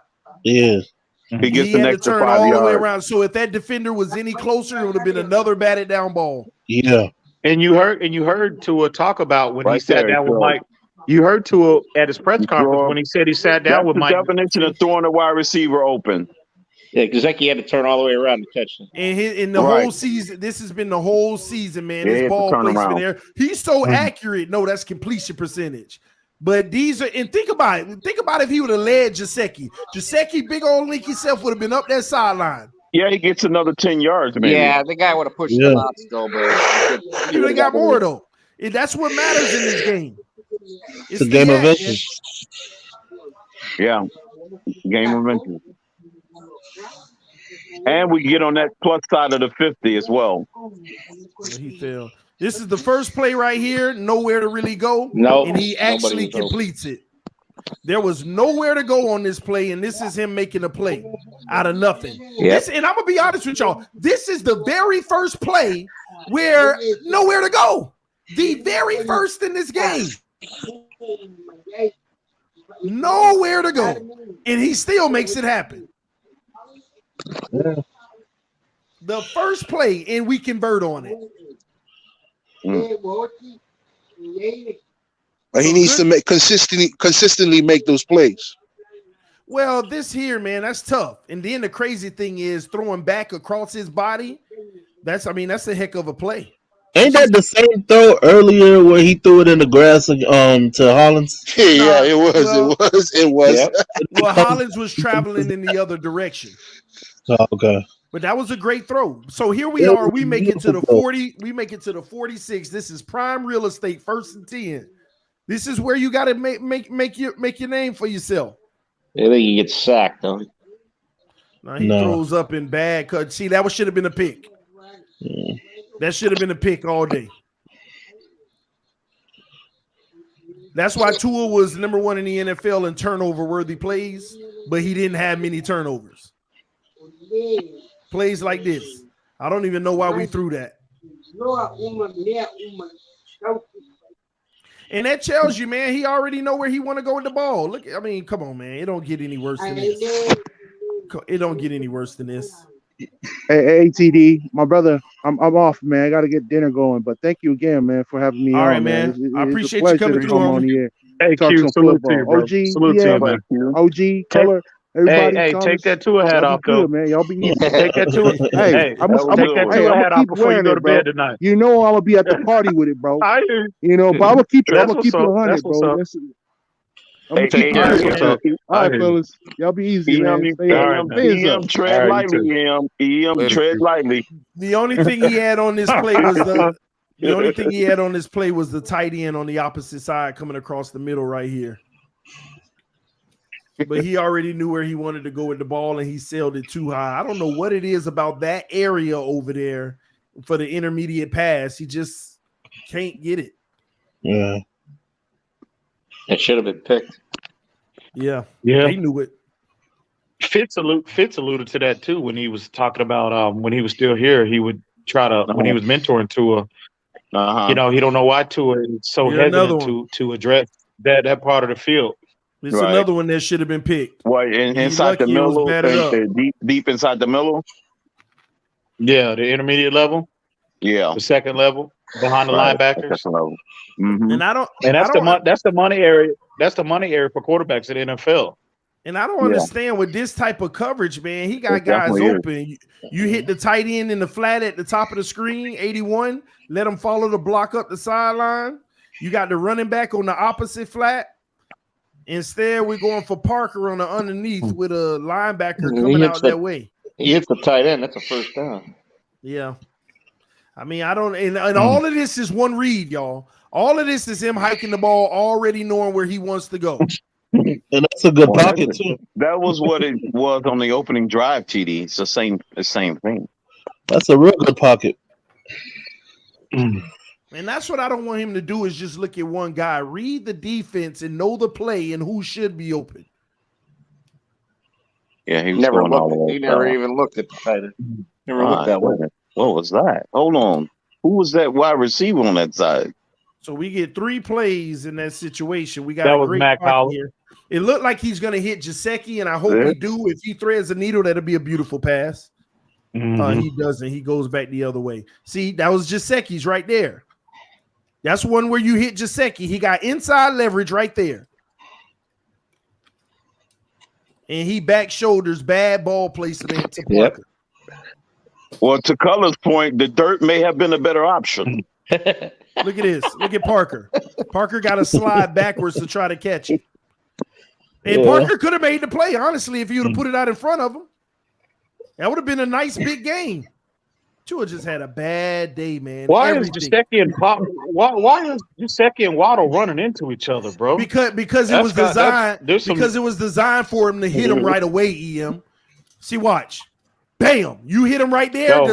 You see what I mean? Yeah. But he doesn't. You're right. He doesn't do he's it. open. And now the routes get jumbled up. See, they got the routes built in. At the end, everybody's in the same area. You're drawing too much attention. No, because the play isn't designed. Look at that window right there. The play The play isn't designed to go that long. That's why. Right here, you're supposed to be hitting Gesicki. Yeah, you're not supposed to. Yeah, it's not supposed to. Those guys around the player originally blockers. It's three steps, and the ball is supposed to be coming out. Bam, right there in the hash. Yeah. You can zip that right there in the hash. Not only that, but he had a gigantic window open. Look at the window. Look at Gesicki's move on this play. Look at how wide open that end cut was just enough. His body. Well, at that point, that's an outstanding route. That's an outstanding route by Gesicki right there. I agree. Yeah, that's the first time he actually didn't round off his route. Wait, I thought we didn't have anybody that could get separation. But how do you not see this? How do you not see this? Because you're focused on one wide player. Open now when he catches and go up the field. He is. You believe it or not, he's looking at Parker right now. That's it. Yeah, that was Parker on that and one. the safety literally cleared out with the wide receiver coming across the middle. Do y'all realize that was 3 plays and we were on the 40 freaking going out to the flat. on their side of the ball and we didn't get a single yard? 3 plays at the 46, yeah. And all 3 of them were bad passes? Yeah, that was brutal. I don't want to hear what nobody's saying in this game about the O-line in the run game. They weren't great at all, but there were plays to be made, man. Yeah, he just had a terrible game. So we could have gotten back in the game. So we just had one of those games, man. It just got broken open in the fourth quarter. We didn't actually lose the game into the fourth quarter. Color, this is the after the halftime that you're talking about. Okay. Mm-hmm. I'm waiting to get to when we get the ball.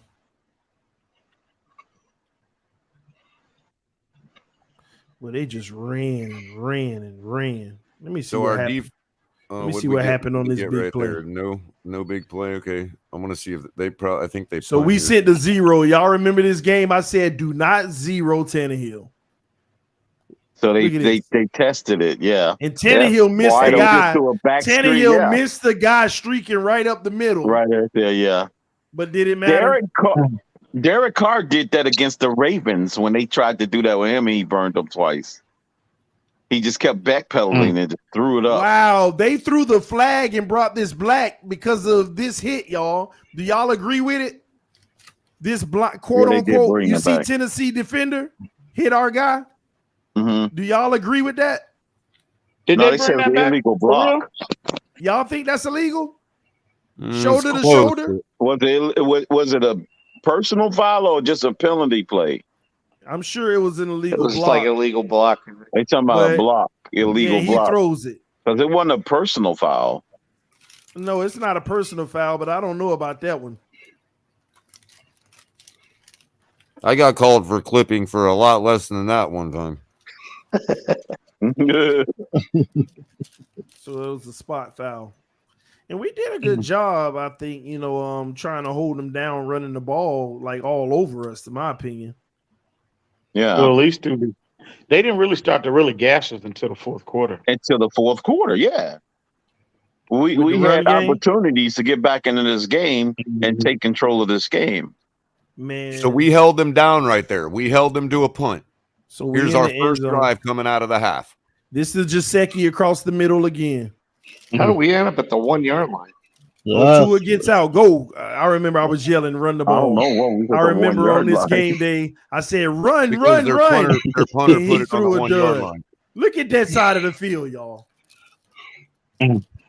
We have to be able to make these 99-yard drives, man. That's probably a 30-yard game for Lamar Jackson. 30.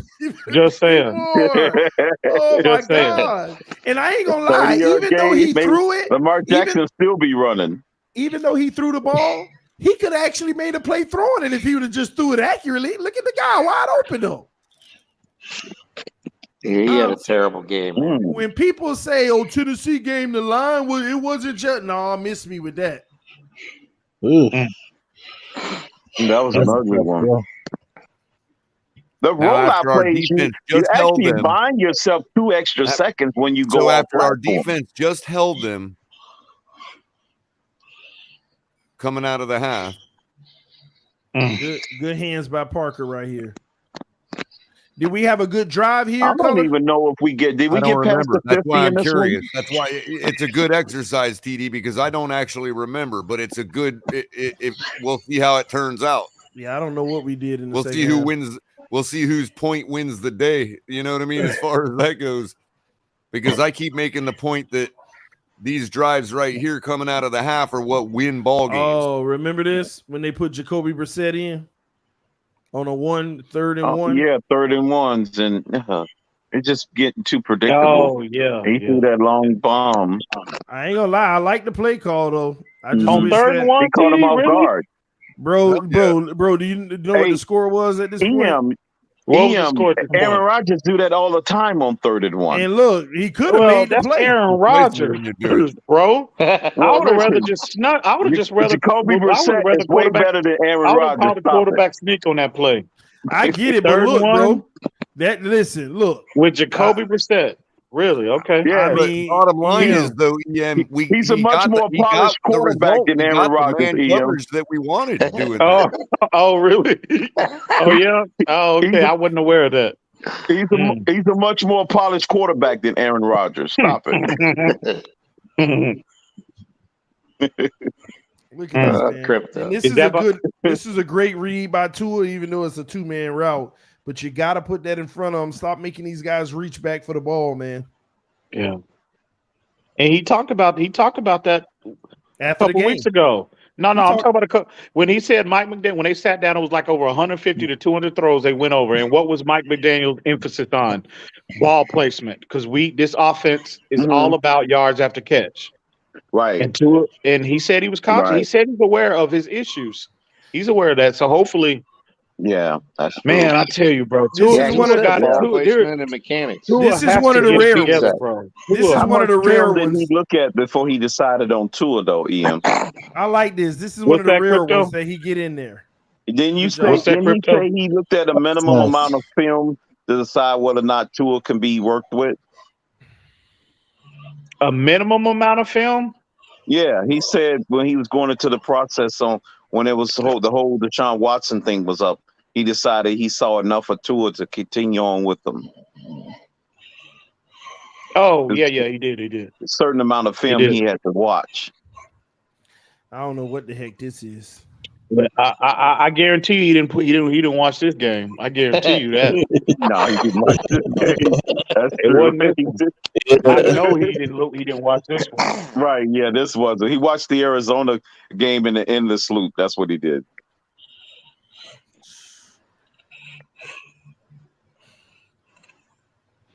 Man, Tua's got to be better, bro. Garden. It's a total walled garden. Walled garden. What'd you say, Color? It's a walled garden. Hick Mac Hollins right here. Gosh. Mac Hollins. You just got to hit him. Just is what it is. And now the pocket collapses.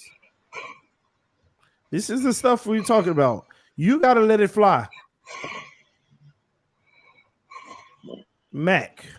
Clean pocket. Marino said that too. I heard Marino in an interview say that. He said that what advice would you this was last year. Yeah, it was some little phrase that he said. It was something let it fly. What did he say? Something let it fly. Yeah, he did. Yeah. That was some bad advice because he took it literal. Yeah. And what do we do? Now we've got a long field goal attempt when we had a short field goal attempt before. We're going to blame Jason Sanders on that miss if he missed it. I don't remember if he missed it or not. Probably he did. But there you go, right there. You know how deflating that is for our defense right there. So we've identified. I got a quick Get the ball question. at the 50-yard line. I got a quick question. So if Tua just makes half of the plays that he left on the field, are we talking about the O-line in a different light, you think? Yeah, we talk about it in a different light. We're not bashing them as much. Right. Because ultimately, No. I'm saying the difference I'm in talking about the protection fan base as between a whole. 30-second and 20-second is like a couple tenths of a second. Let me ask you, put it like this, EM. Yeah. Nobody complains about Cincinnati O-line until that 10-sack game, in which they still won, and nobody complained about it again because they actually played well in the Super Bowl. And they were still putting pressure on him, but he was making the plays. Nobody brings up line as the reason Cincinnati lost that game if they just blocked Aaron Donald for half a second longer. Yeah, but how long you want him to do that? I'm going to explain real quick what I mean by walled garden. Okay, so if you were to take your cable or your internet connection from the phone company and plug in the wrong username, you will no longer be authenticated, and they will put you in what's called a walled garden. And what I mean by that is your Windows machine will still show your network icon like there's no problems, except you'll only be able to, every time you try to go out on the internet, you'll be redirected to an AT&T page that tells you your username is wrong, right? And that's the only place you can go to. You're in what's called a walled garden. And so the reason you're in that walled garden is because your username is wrong, which means you are no longer authentic.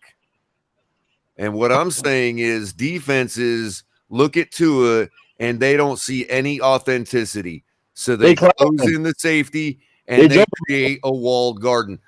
Tua is literally playing in a 30-yard field. You're right. You're right. And you know how you can tell?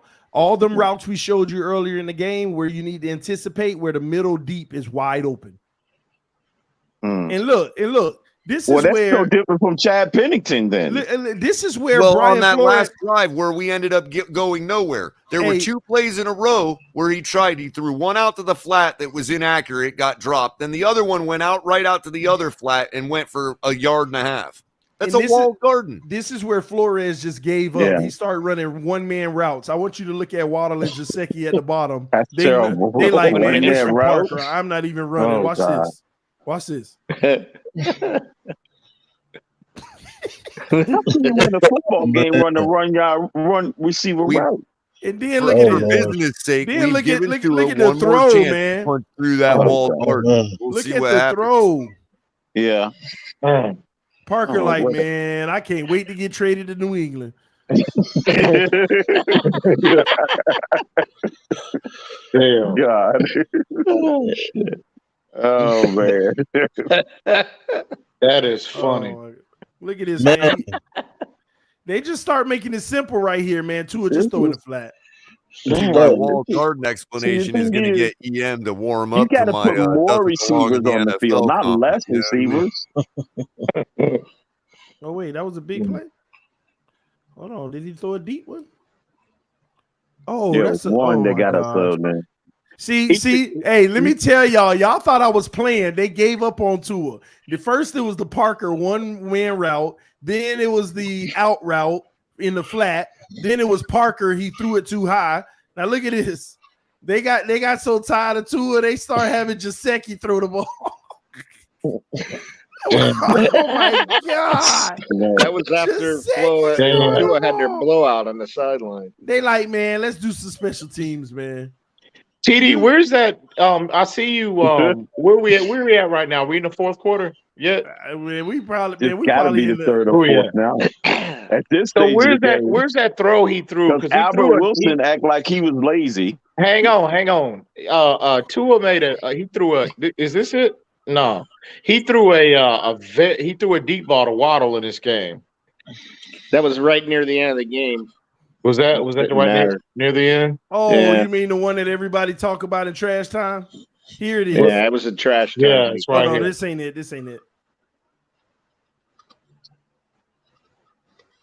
That was when they were already getting beat. They were down by 3 scores by then.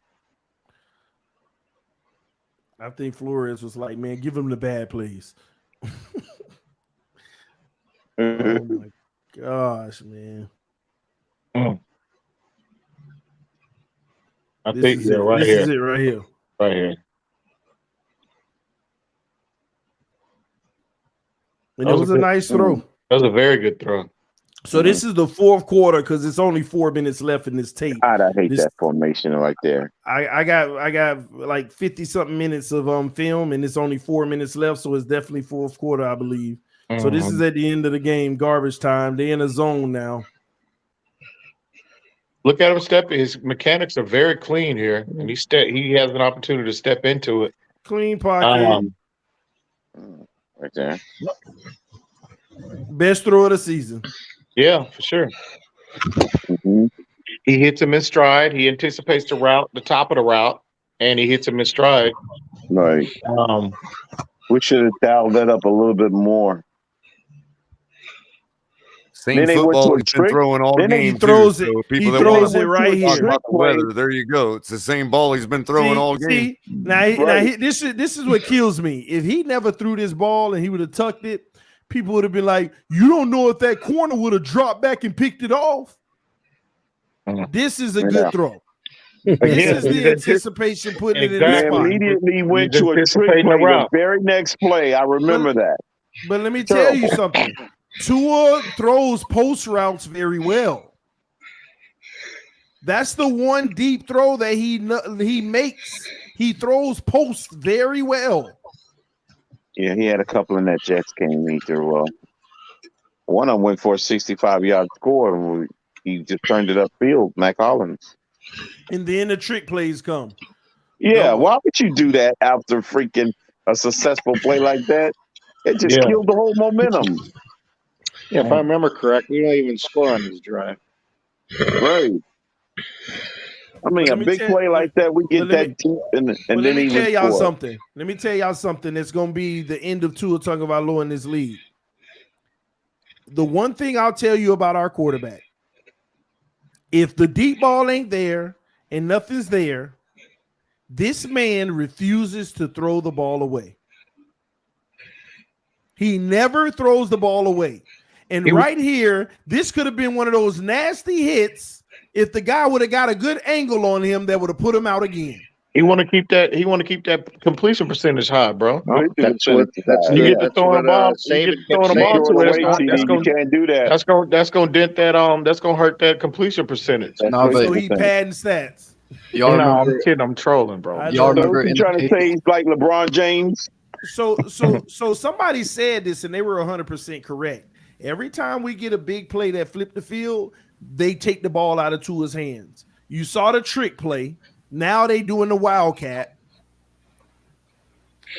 Yeah. Oh, wait, this is the same one? Yeah. Same drive. What is this? This that little slip tight end, EM. This that slip tight end. What was Godsey thinking, man? We don't think he was. Godsey already knew he was getting fired at this point.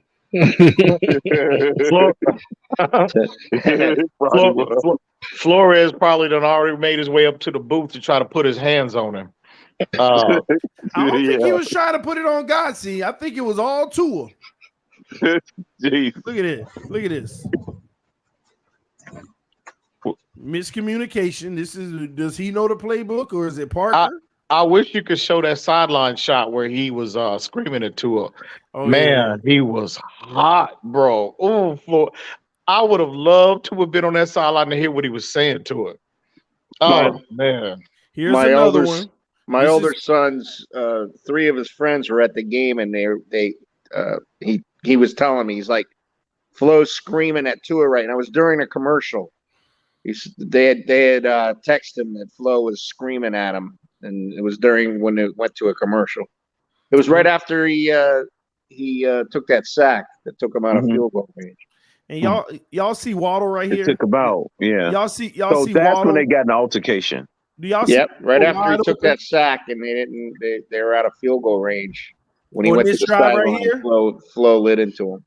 Wow. Y'all see Waddle wide open on this play? Oh, where's he at? In the end the middle zone, of the breaking field. over into the end zone, ain't he?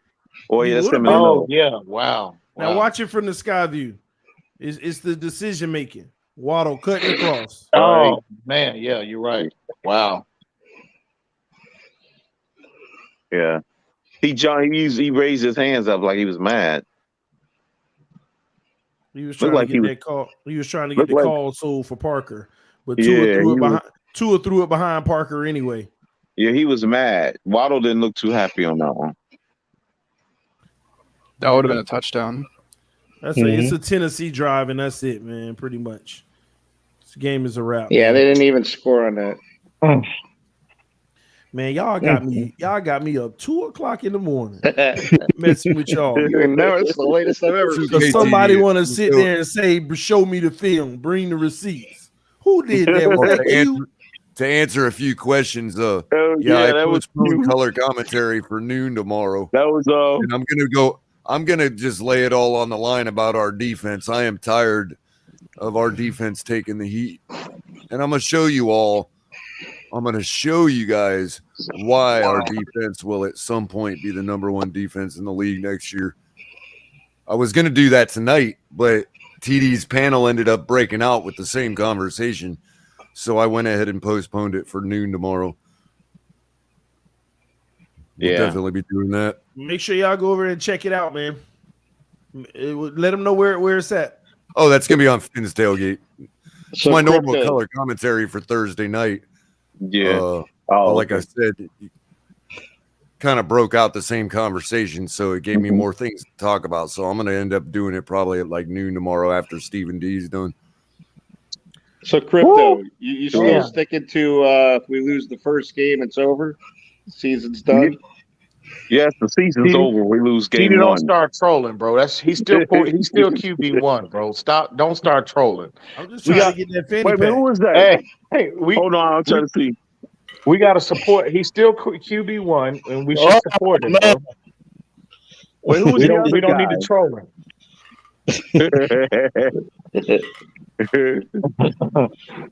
Y'all crazy, man. Wasn't that I didn't Tennessee get that game? first. I missed that first picture. What was that first picture, TV? Which one? You mean the fanny pack? Oh, okay, yeah, the fanny pack. God. Oh man, fanny pack. And that's Is that the famous hit? Is that the Was that hit? against Georgia? That didn't get him hurt. That wasn't the one that got hurt on. Yeah, I do know why I put this picture up, right? Yeah, So we drafted that's Tyndall. That's Tyndall. Tyndall That's was right. the one sacking. Yep. This picture was about Tyndall. I didn't even realize that was Tua. He was tackling. Yeah, whatever. You don't got one of Tyndall hitting Mac Jones? Nah, it never happened. Oh man. I'm sorry, man. It just never happened. How's he doing the training? How's he doing the OTAs? They say he looks real good. He's flying up around the field, the little small they little signed raw him. things.